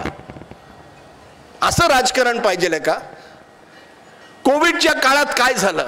दिल्ली सारख्या मोठ्या शहरात काय कळलं लोकांना? की तुमच्याकडे ऑक्सिजन प्लांट्स नाही आहेत.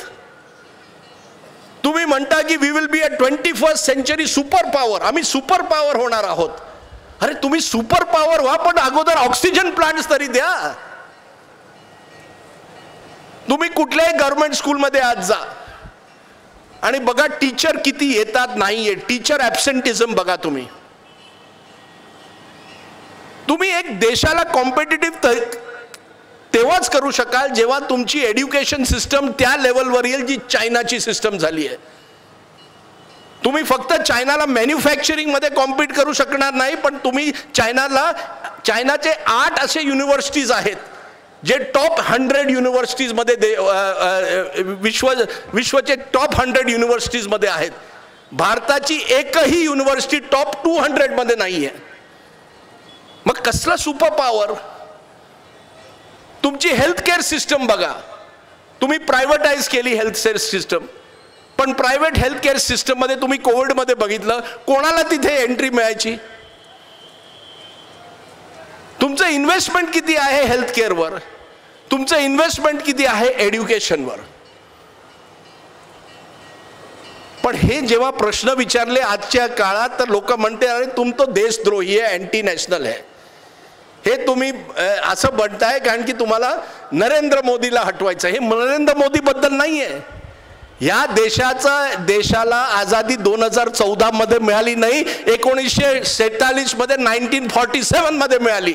आणि 75 वर्षात कुठल्याही पार्टीनी, काँग्रेस असो, बीजेपी असो, जनता पार्टी असो, कोणीही ह्या मुद्द्यांवर लक्ष घेतलं नाही, म्हणून अशी स्थिती आहे. पण काय झालंय, आम्ही एवढं विभाजित झालो आहे, आम्ही एक दुसऱ्याबरोबर बोलण्यासाठी तयार पण नाही आहोत. अरे व्हॉट्सॲप ग्रुप्सवर दुश्मनी झाली आहे. लोक व्हॉट्सॲप ग्रुप सोडतात आहे की मला तू जे म्हणालास ना मला ते पटलं नाही, मी सोडतो. 20-25 वर्ष मित्र जे आहेत ते दुश्मन होतात. हजबंड आणि वाईफ त्यांच्यात पण दुश्मनी सुरू झाली आहे. नाही मी बीजेपी, मी मोदी भक्त आहे, आणि दुसरा म्हणणार नाही मोदीनी काय. आता मोदीमुळे लोक डिवाइड होणार का? कुठले divisions? We are all Indians first. आम्ही भारतीय हो. आणि भारतचं कल्चर आहे संवाद. एक वाराणसीचा एक शब्द एका कवीने मला सांगितलं, ये देश की सबसे बड़ी खूबी है. आणि म्हणून मला ही व्याख्यानमाला आवडली, कारण की या व्याख्यानमालावर महात्मा गांधी पण आले, जवाहरलाल नेहरू पण आले आणि सावरकर पण आले.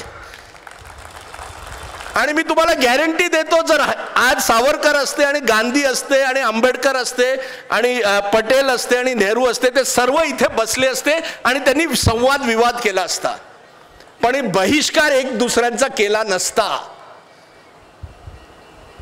ही जी राजनीती झाली आहे, ही ह्याच्यात विष आलंय, एक पॉइझन आलंय.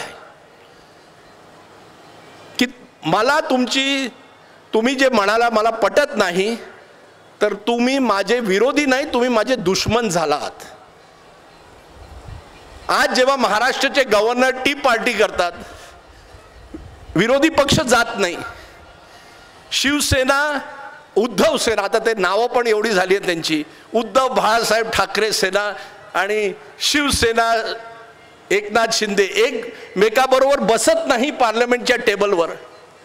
अण्णा डीएमके आणि डीएमके बसत नाही एका टेबलला. तामिळ आहेत म्हणतात, आमची तामिळ आयडेंटिटी आहे, पण तरीही बसणार नाही एकामेकाबरोबर. लेफ्टचे एमपीज आणि ममता बॅनर्जीचे एमपीज एकमेकाबरोबर बसणार नाही. बीजेपी आणि काँग्रेस बसणार नाही. सोनिया गांधी आणि नरेंद्र मोदी एक दुसऱ्याबरोबर बोलणार नाही. कसं चालेल असं? कसं चालेल की तुम्ही ऑल पार्टी मीटिंग्स करतच नाही ह्या देशात? म्हणून मला वाटतं की ह्या देशाच्या राजकारणाला कळायला पाहिजे की हा देश पाकिस्तान नाही आहे. महात्मा गांधीचं म्हणजे विजन अगदी क्लिअर होतं, जवाहरलाल नेहरू पण त्याच्याबरोबर होते. हा देश हिंदू पाकिस्तान होऊ शकत नाही आणि होणार नाही, आम्ही होऊ देऊ. कारण की ह्या देशात तुम्ही हिंदू मुसलमान, आता तो उस्ताद बिस्मिल्ला खान शेनाई जेव्हा वाजवायचे वाराणसीमध्ये, त्याच्यात हिंदू पण यायचे, मुसलमान पण यायचे, आणि ती शेनाई एक भारताची एक गंगा जमनी तहजीब होती. आता जेव्हा मी म्हणालो गंगा जमनी तहजीब, लोक म्हणणारे कैसी गंगा जमनी तहजीब, इधर तो लव जिहाद हो रहा है.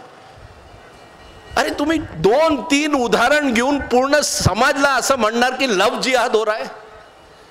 या देशात लव मॅरेज होतात, काय लव मॅरेज चालत नाही, काय चालतात. पण 2-3 उदाहरण घेऊन जर तुम्ही म्हणाला की हे लव जिहादला आम्ही एक क्राईम, हे म्हणजे ह्याच्यावर हे कुठे ना कुठे ह्याच्यावरती आम्ही त्या माणसाला जेलमध्ये टाकू, तर कसं चालेल? काय झालंय, या देशात कानून खूप आहेत. आमचे जे पोलीसवाले आहेत इथे, कोण IPS ऑफिसर आहेत नाही आहेत हेच मला भीती वाटते काय काय म्हणून. पण आमचे ऑफिसर पण बघा कसे झालेत. सरकार बदलली की ते बदलते हवा की तरह उनके साथ चले जाते हैं. ते पोलीस ऑफिसर, त्यांच्या समोर संविधान नाहीये देशाचा, सत्ता आहे. आता किती पोलीस ऑफिसर पॉलिटिशियन होऊन जातात, VRS घेतात आणि म्हणतात चला आपण पण सत्तेत जाऊ. मग तुमच्या कोण आसामची पोलीस 12 वाजता रात्री येऊन गुजरातमधून जिग्नेश मेवानीला उठून घेऊन जाते आसाममध्ये. त्याच्या विरोधात ते अपराध काय त्यांचा, गुन्हा काय त्यांचा, की त्यांनी काही प्रधानमंत्रीच्या विरोधात काय लिहिलं ट्विटरवर, त्याच्यासाठी तुम्ही 12 वाजता रात्री आसामहून पोलीस येणार आणि त्याला पिकअप करून घेऊन जाणार. तो MLA आहे. आणि हे देशाभरात होतंय, प्रत्येक पार्टी करतंय. जसं सत्ता आली तुमच्या हातात, पोलीस तुमच्या हातात, एक म्हणजे हे ब्रिटिश करायचे. ब्रिटिशच्या राज्यात हे व्हायचं की जसं पोलीस आली तुमच्या हातात, तुम्ही पोलीस आपल्याच लोकांच्या विरोधात त्याचा गैरइस्तेमाल करत होता. आणि तेच आज आपले राजकारण करतात आहे. पोलीसचा जो गैरइस्तेमाल होतोय तो मला वाटतं खूपच खतरनाक आहे. कारण की जर पोलीस ऑफिसर निष्पक्ष नाही राहिला तर होणार काय? मग तर केऑस होणार या देशात. तसंच आपली ज्युडिशरी, आज जे राजकारण आहे ते सुप्रीम कोर्टचा कसं सुप्रीम कोर्टला दाबवायचं, कसं सुप्रीम कोर्टला पण कंट्रोल करायचं हे पण त्यांच्या मनात आहे. म्हणजे तुम्ही आता जजेसला पण करप्ट करणार का? किंवा जजेस पण तुमच्या बाजूचे आहेत की विरोधी आहेत असं पण चालेल का या देशात? पण त्यांना पण तुम्हाला कंट्रोल. आमचे जे लॉ मिनिस्टर होते किरण रिजिजू, ते म्हणाले हे जे जजेस आहेत त्यांच्यापैकी पण काही एंटी इंडिया एलिमेंट्स आहेत, देशविरोधी आहेत, आम्ही त्यांना दाखवू. हे लॉ मिनिस्टर देशाचे म्हणतात. एक अशा देशात जिथे आंबेडकर सारखे लोक लॉ मिनिस्टर झाले, आता म्हणतात की आम्ही जजेसला दाखवू. असं कसं चालेल? हे धमकी, हे अहंकार आहे.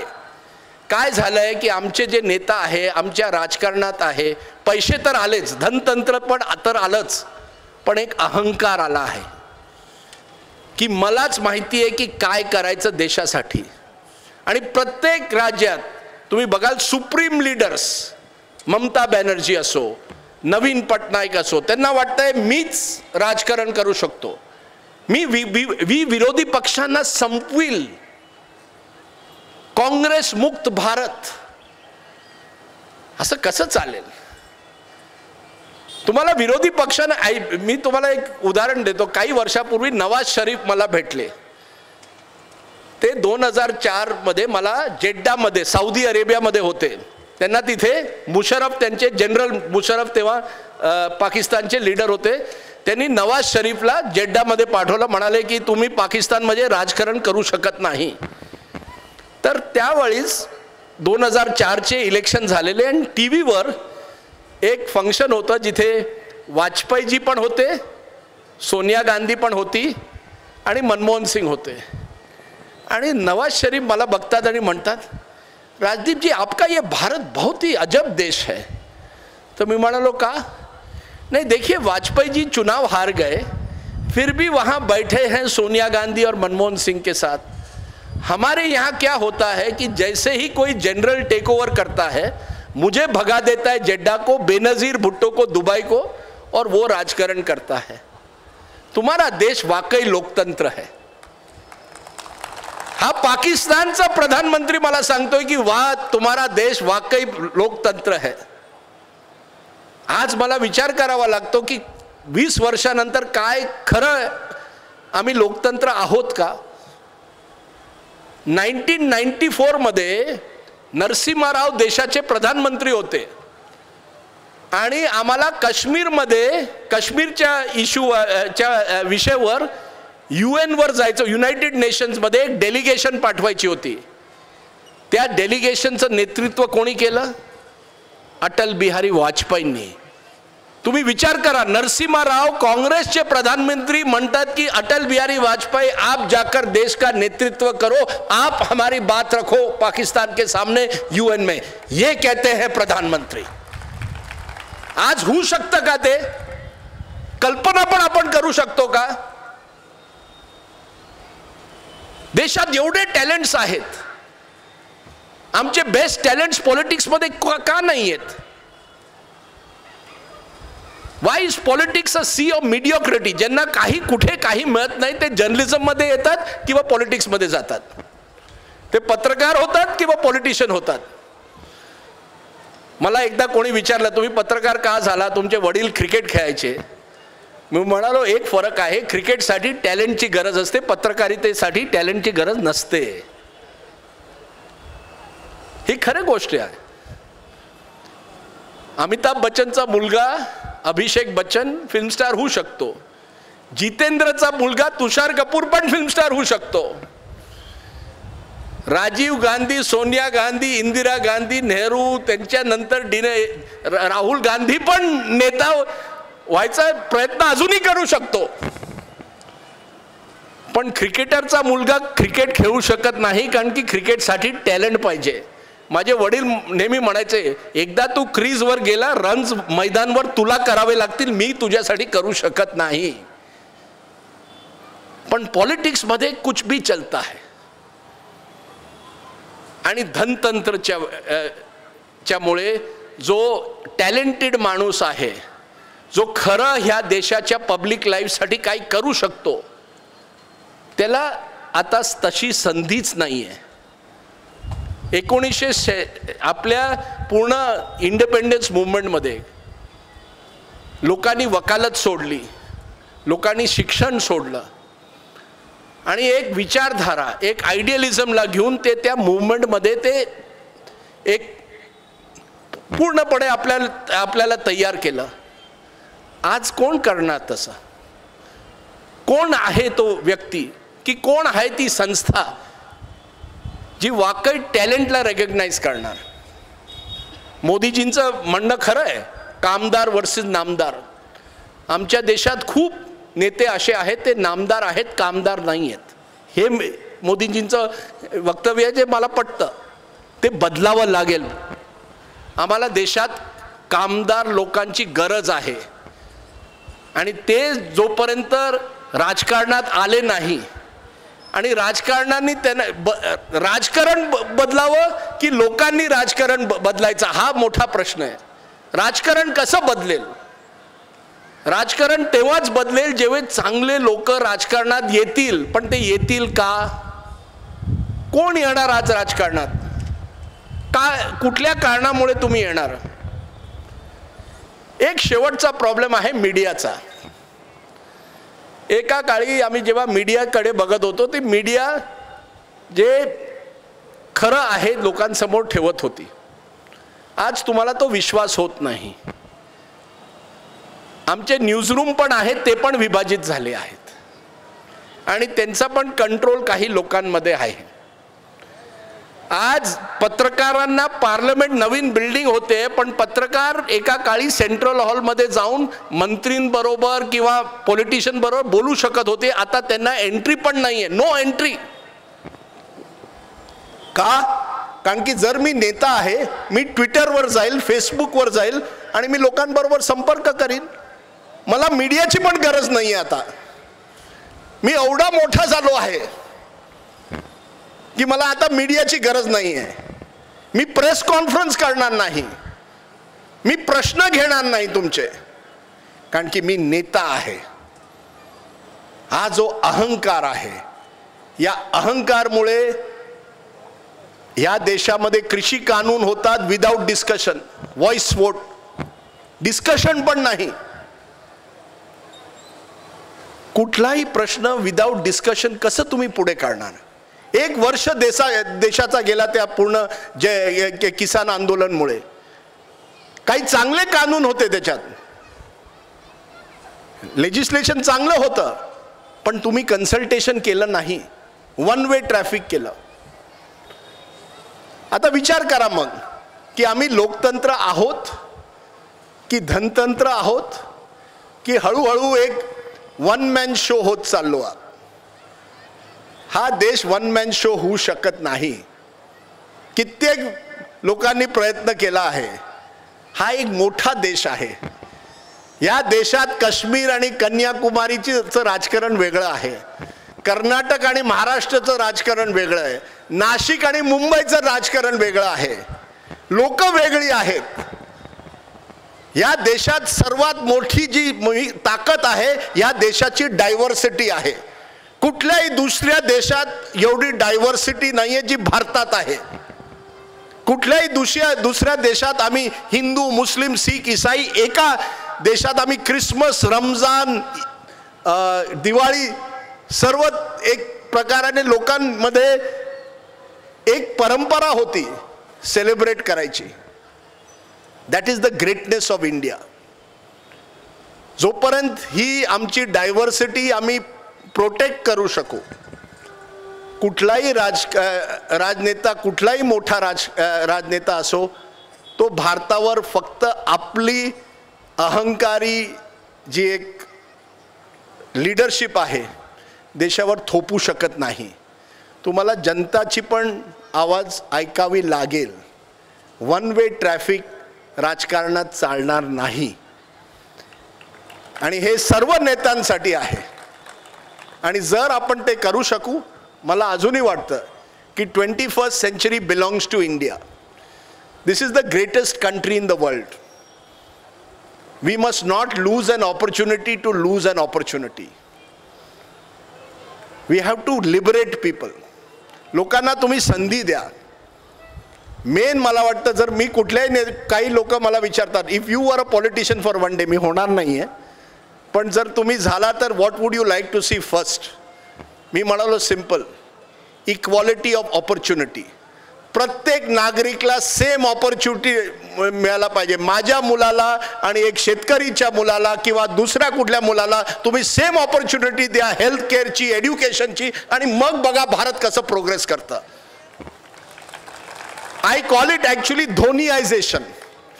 आणि मी शेवटी क्रिकेटवरच येतो, कारण की cricket is my first love. आणि मी एक स्टोरी तुम्हाला सांगतो आणि संपवतो. महेंद्रसिंग धोनींना मी एक 4-5 वर्षापूर्वी मी क्रिकेटचं पुस्तक लिहित होतो, तर मी धोनींना भेटलो. धोनी जास्त लोकांना भेटत नाही, पण ते भेटले. मी म्हणालो, धोनी जी, आप ये लास्ट ओवर है, 15 रन चाहिए. IPL ची मॅच असो, इंडियाची मॅच असो, धोनी विकेटवर असला तर लोकांना वाटतं अरे कुछ ना कुछ मॅच तो जीता ही देगा धोनी. तर मी म्हणालो, तुम्ही जेव्हा मी तुम्हाला जेव्हा टी व्हीवर बघतो, तुमच्यावर कुठे प्रेशर दिसत नाही मला. नेहमी तुम्ही एकदम म्हणजे आरामशीर बॅटिंग करता आपली, किंवा कॅप्टन करता. ती मला, राजदीप जी मैं आपको सच बताऊं. मला हाँ, मैं 2001 में एक टिकट कलेक्टर था खड़गपुर रेलवे स्टेशन पर, और मेरा जो अफसर था उसने एक चीज़ मुझे कहा कि धोनी देखो, ये जो कलकत्ता की ट्रेन आती है ना, उसमें कई लोग बगैर टिकट के घुस जाते हैं. आपको एक बात देखो, जब वो बाहर से निकलेंगे ना, सबका टिकट चेक करो, कोई टिकट के बगैर बाहर नहीं जा सकता है. तो मैं बोला, आप क्या कहना चाहते हैं? तो धोनी म्हणाला, वो जो प्रेशर था ना खड़गपुर स्टेशन में, उसके बाद ये क्रिकेट का प्रेशर क्या होता है? क्रिकेट तो खेल ही सकते हैं, असली प्रेशर वो होता है जब मैं वो टिकट कलेक्टर था खड़गपुर स्टेशन में.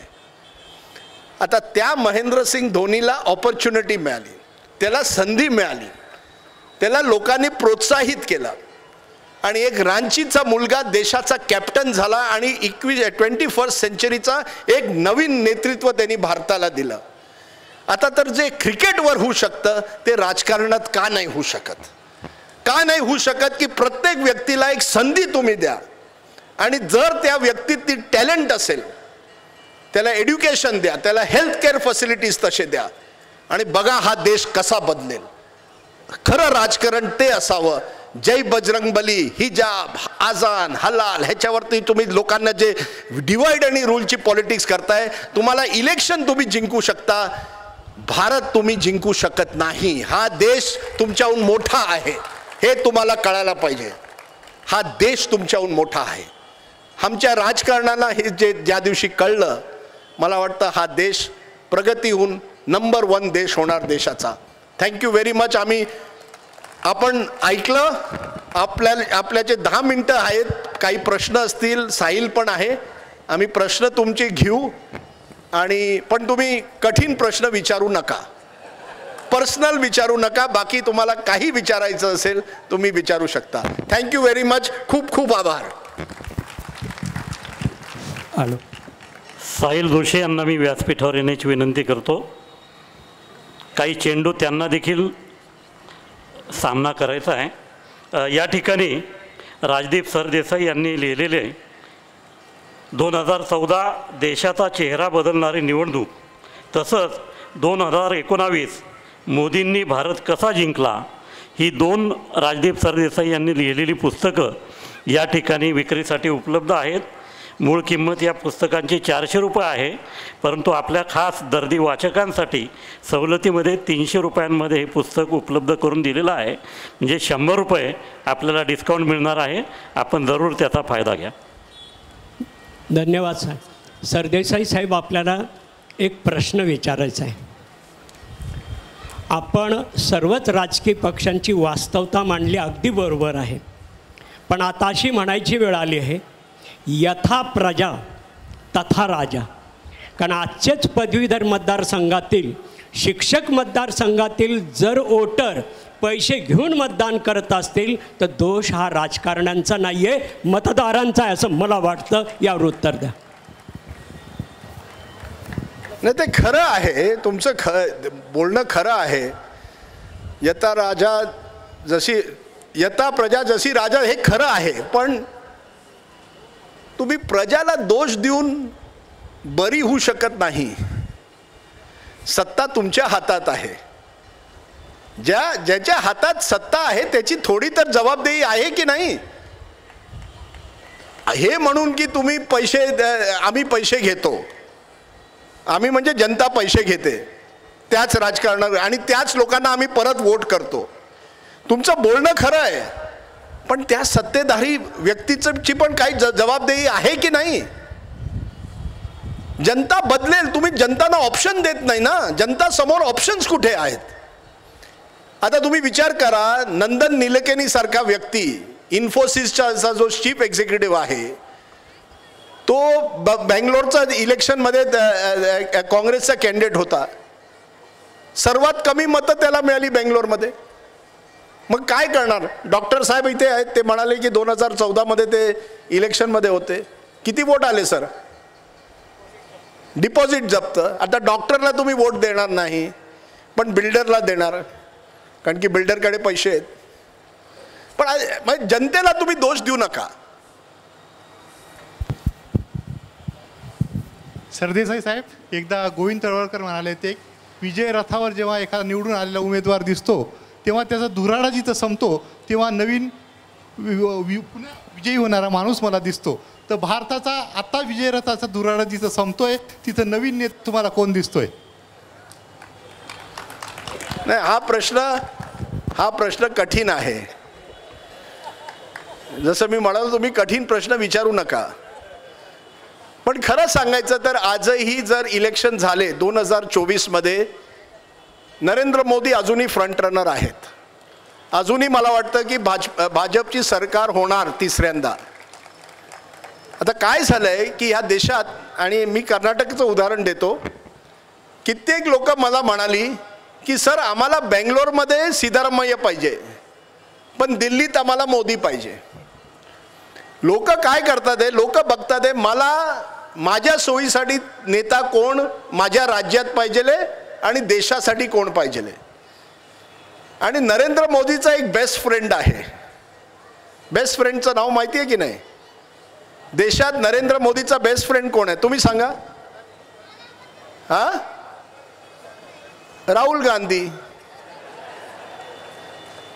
मी माझ्या पुस्तकात लिहिलं आहे, एक लाईन आहे, Rahul Gandhi has never missed an opportunity to miss an opportunity.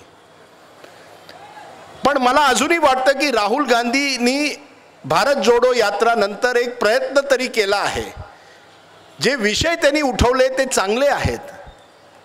एका नेत्यांनी कमीच्या कमी ही जी नफरतची जे राजकारण आहे त्याच्याहून एक नवीन राजकारण करण्याचा प्रयत्न केला आहे.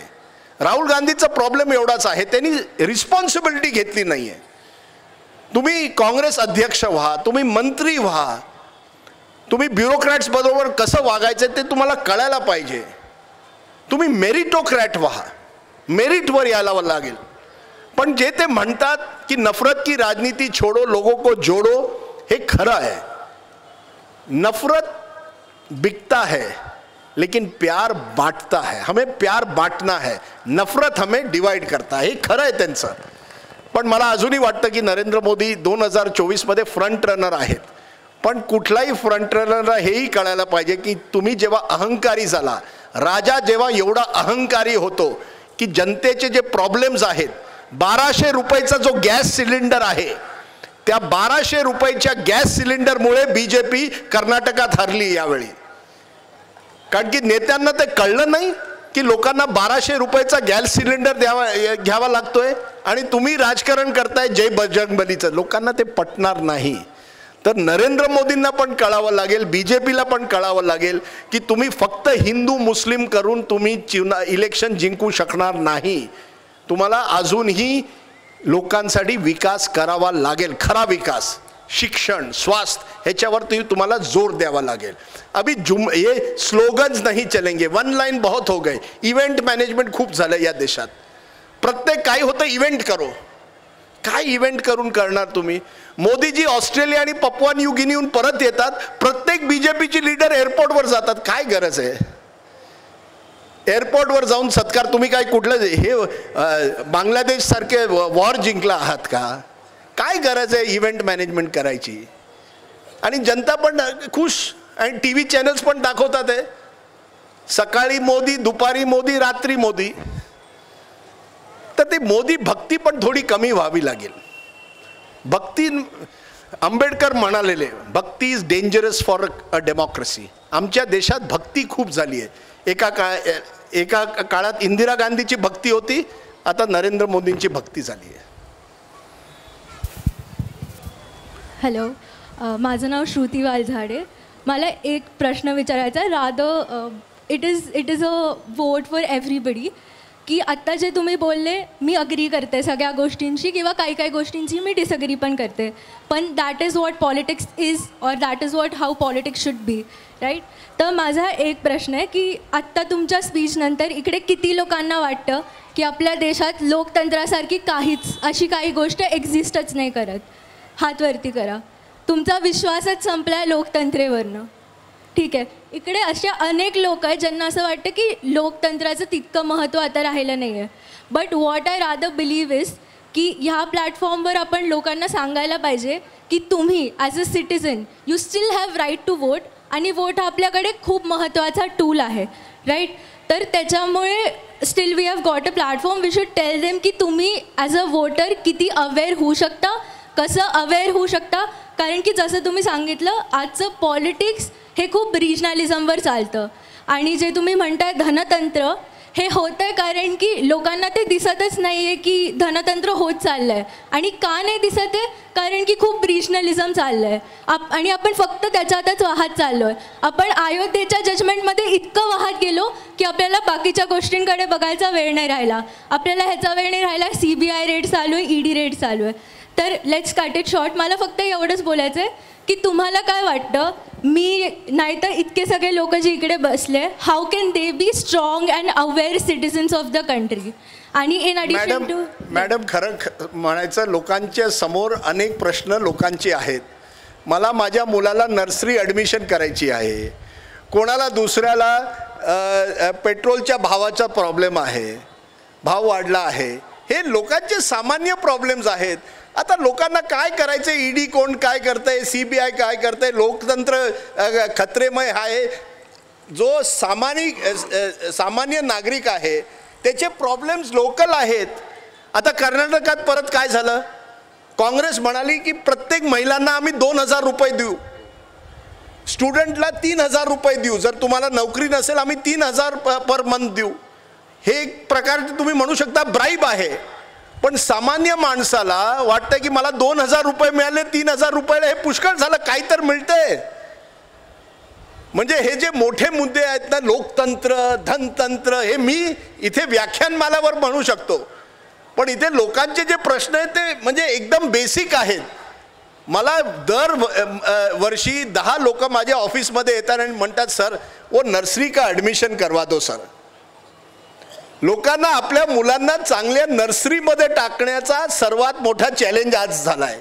तर त्यांना मग काय करायचं लोकतंत्राबद्दल, आणि कोण सरकार कोणाची होते, त्यांना पाहिजेले मला एक स्टेबल गव्हर्नमेंट पाहिजेले.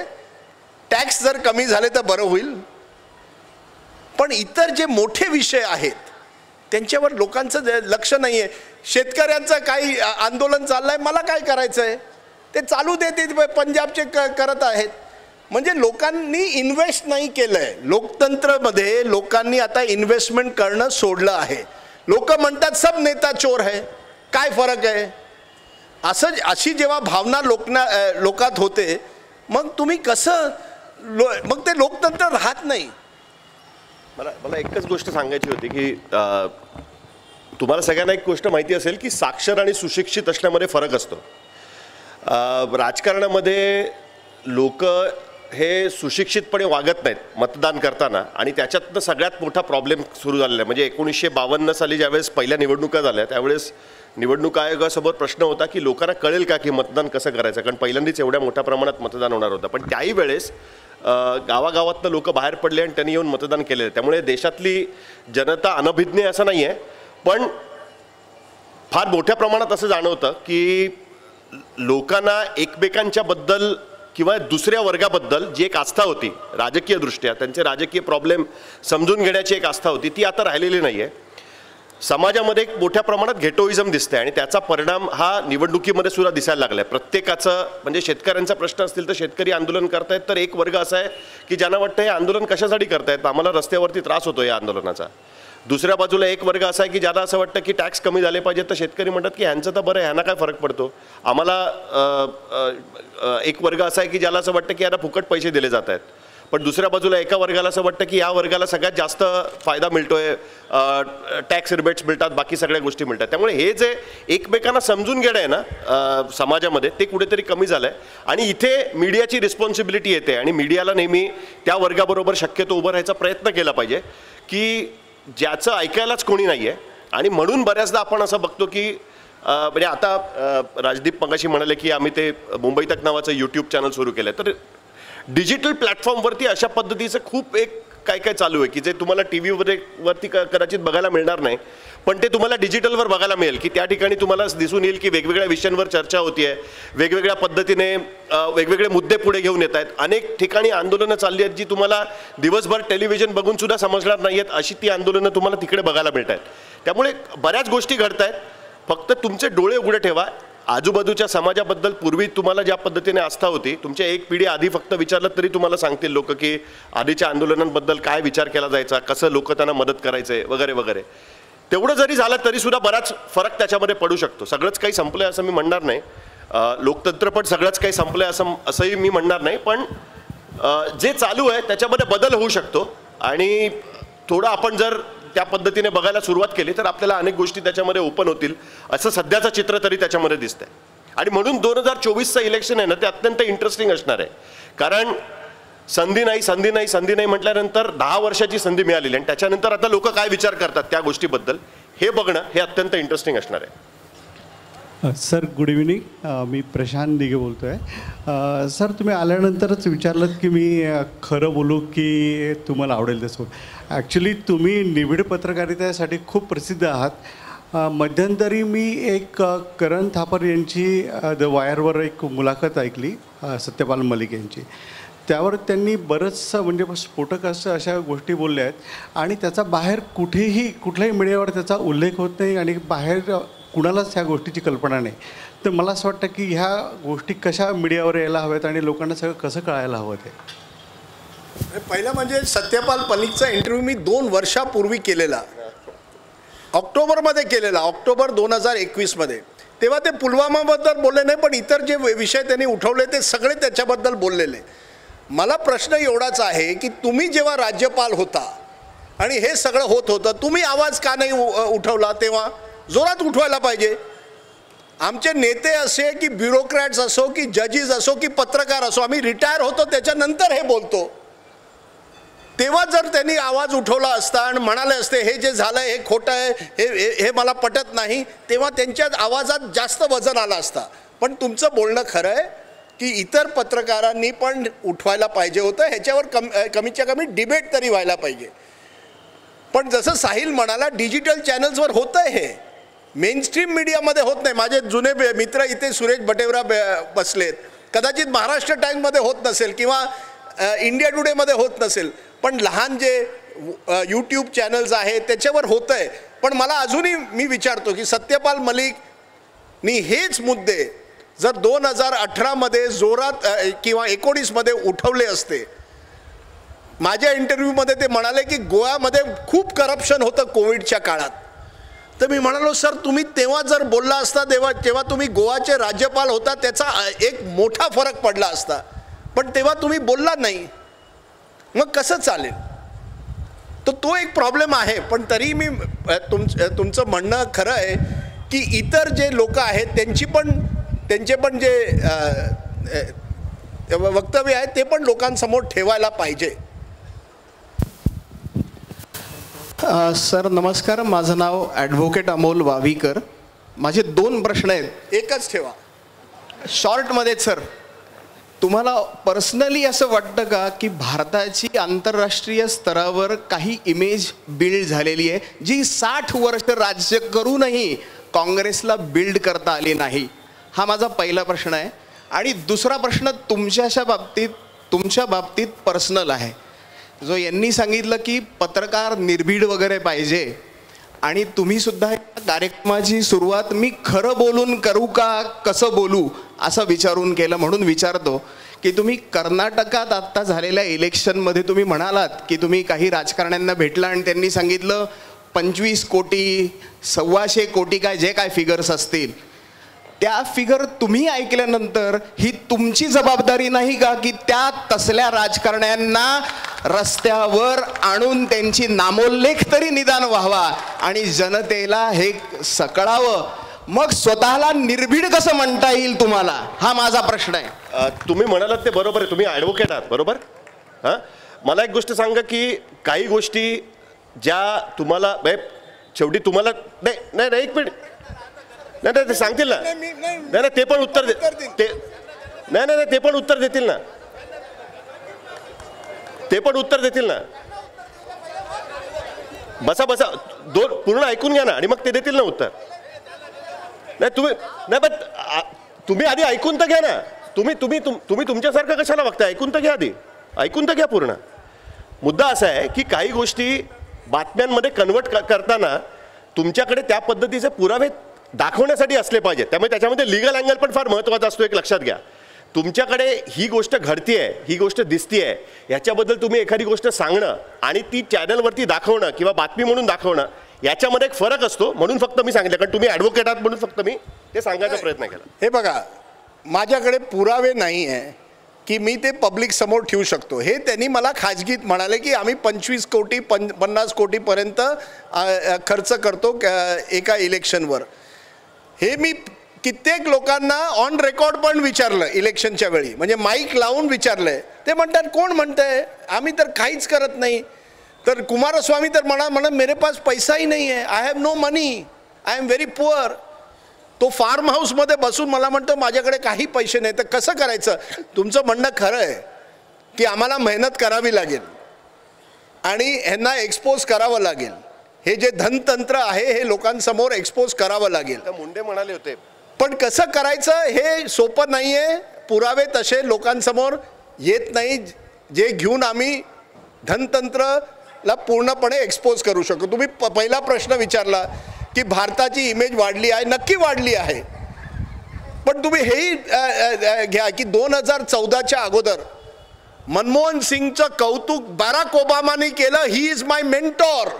की मनमोहन सिंगला बघून मला ते तुम्ही बघणार नाही. 1950 मध्ये तुम्ही व्हिडिओ बघा, जवाहरलाल नेहरूला काय स्वागत मिळालं युरोपमध्ये, ते तुम्ही बघणार नाही. काय झालंय ना, व्हिडिओ आम्हाला वाटतं की 2014 नंतरच भारताचा एक उदय झाला आहे. हे खरं नाही आहे. It is a progress. 1991 नंतर मला वाटतं 1991 was a turning point. Liberalisation नंतर आमचं जे मार्केट एक्सपॅन्ड झालं. तुम्हाला वाटतं हे जे कंट्रीज आहेत हे भारताच्या ताकदवर आमच्याबरोबर येतात आहे. आमचं मार्केट वाढलं आहे. हे अमेरिका कोण तुमचे मित्र नाही आहेत. उद्या जेव्हा चायनाबरोबर झालं, रशिया तुमचे काही मित्र राहणार की नाही ह्याच्यावरती पण शंका आहे. आज आम्हाला वाटतंय छाती पुढे करून आम्ही म्हणतोय world is accepting India. India's market, India's economic strength is going. जर आम्ही 6%, 7%, 8%ची ग्रोथ रेट आम्ही ठेवली तर नक्की लोक म्हणतील yes we are a great country. पण हे फक्त 2014 नंतर नव्हतं. हे गेल्या 20-30 वर्षापासून मी बघतोय की भारताची इमेज वाढते. मोदीजींनी काय प्रयत्न केला आहे आणि we should give him also credit. पण मला एवढंच आहे की त्या क्रेडिट बरोबर आम्ही एक ॲनालिसिस पण करायला पाहिजे की तुम्ही चीनच्या प्रेसिडेंट बरोबर कुठे अहमदाबादमध्ये बसला आहेत आणि ते फोटो जातोय आणि 1 वर्षानंतर त्याच चीननी तुमच्या लडाखमध्ये आमच्या सैनिकांवर हमला केला आणि तुम्ही म्हणता नाही कोण नाही आलंय आमच्या टेरिटरीवर. खरी गोष्ट काय, 26 पेट्रोल पॉईंट्स 26 पेट्रोल पॉईंट चीनकडे आहेत आजच्या तारखेत. काय करताय तुम्ही त्याच्याबद्दल? तुमची काही मस्क्युलर इमेज असो, कोणी तुम्हाला अमेरिकेने सांगितलंय चीनला की तुम्ही सोडा? रशियाने सांगितलंय का? हे बघा प्रॉब्लेम काय झालाय ना, आम्हाला फक्त जे आम्हाला पटतं तेच आम्हाला, जे आम्हाला सोयीचं असतं तेच आम्हाला बघायचं आहे, तेच ऐकायचं पण ते ऐकायचं आहे. We have become echo chambers. आम्हाला व्हॉट्सॲप ग्रुप्समध्ये तेच व्हॉट्सॲप ग्रुप्समध्ये राहायचं आहे जिथे इतर लोक आम्ही जे म्हणतो ते खरं आहे. म्हणून मी सुरुवातीला म्हणालो मी काही गोष्टी तुमच्या समोर ठेवणार आहे, तुम्हाला आवडणार नाही कदाचित, पण ह्याचं म्हणणं नाही की मी देशद्रोही आहे. मी पण देशभक्त आहे, तुम्ही पण आहात. तुम्ही पण चांगला प्रश्न विचारलाय, मी पण उत्तर देऊ शकतो. तुम्हाला उत्तर पटत पण नाही ते पण चालेल, पण आम्ही दुश्मन नाही आहोत. ह्याच्यानंतर तुम्ही घरी बोलवा, डिनर द्या, आम्ही अजून बोलू, ड्रिंक पण द्या. हे गुजरात नाही आहे म्हणून ड्रिंक पण होऊ शकतं. हॅलो, हां नमस्कार राजदीप सर, मी डॉक्टर प्रमोद कुमार हिरे. आपण जे उदाहरण दिलं धोनींचं, की धोनींना संधी मिळाली आणि ते देशाचे उत्तम कॅप्टन झालेत, तशी संधी मोदींना पण मिळाली आणि ते उत्तम पंतप्रधान झाले असं तुम्हाला वाटतं की नाही वाटत? दुसरा प्रश्न, जर समजा कदाचित तुम्ही पण ऐकलं नसेल आणि ऐकलं जर नसेल तर मोदीजींचं सिडनीमध्ये जे काय व्याख्यान झालं ते कृपा करून ऐका. आणि तुम्ही म्हणाला चॅनलवाले जर दाखवत आहेत तर ती अतिशय चांगली गोष्ट आहे, कारण त्याचा प्रत्येक शब्द तुम्ही ऐका, ॲनालिसिस करा. आपल्या देशासाठी ती अभिमानाची गोष्ट आहे की नाही? मग चॅनलवाले तेच दाखवत आहेत, हे चुकीचं आहे असं तुम्हाला वाटतं का? पहिला प्रश्न होता की मोदींचं कार्य, मोदी पण एक यशस्वी प्रधानमंत्री झाले आहे का? धोनीसारखे झाले आहेत का? Successful prime minister. 8-9 वर्ष झाली आहेत. काही चांगली गोष्ट झाली आहेत, काही चुका पण झाल्या आहेत. तुम्ही जर म्हणाला की चुका झाल्या नाही आहेत आणि एक सक्सेस नंतर आहे, धोनी पण काही कायदा आऊट होतात, मोदीजी पण काही कायदा आऊट झालेत, काय कायदा त्यांनी चांगली गोष्ट केली आहेत. नेहरूंनी पण केलं, नेहरूंनी पण देशाला एक प्रमाणे इलेक्शन्स दिले, फ्री अँड फेअर इलेक्शन. तेव्हा लोक नेहरूची टीका करायचे.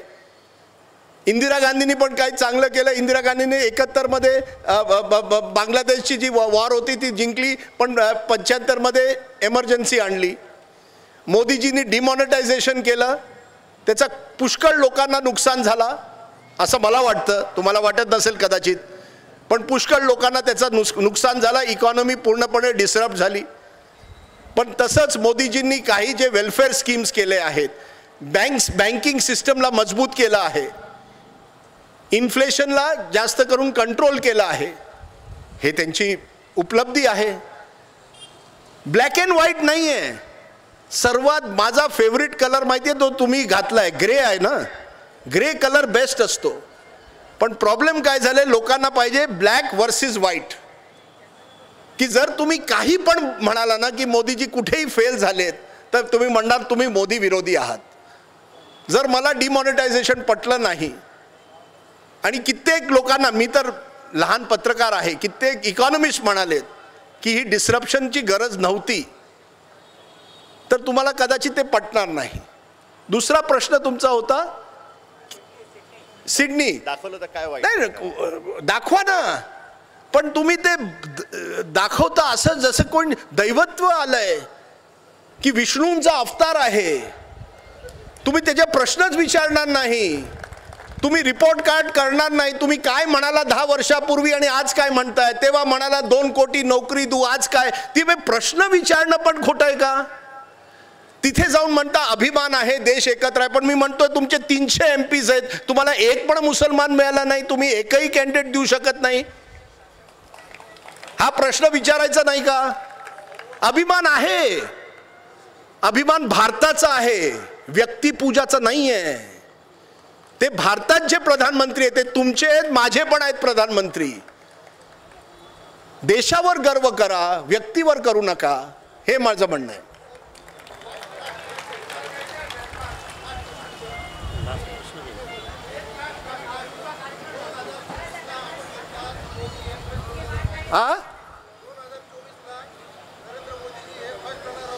फ्रंट रनर आहेत.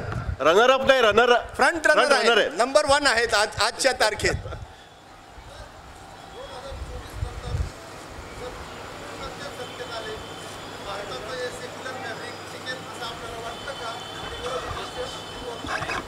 नक्की राहतील. देश कुठल्याही व्यक्तीहून मोठा आहे. मोदीजी जिंकले नाही जिंकले, भारत कुठे जात नाहीये, नाशिक कुठे जात नाहीये, गोदावरी कुठे जात नाहीये. सेक्युलर फॅब्रिक पण तयार राहील, कारण की मला आम जनतेत विश्वास आहे, तुमच्यात विश्वास आहे. तुम्ही जर सेक्युलर राहिला तर देश सेक्युलर राहील.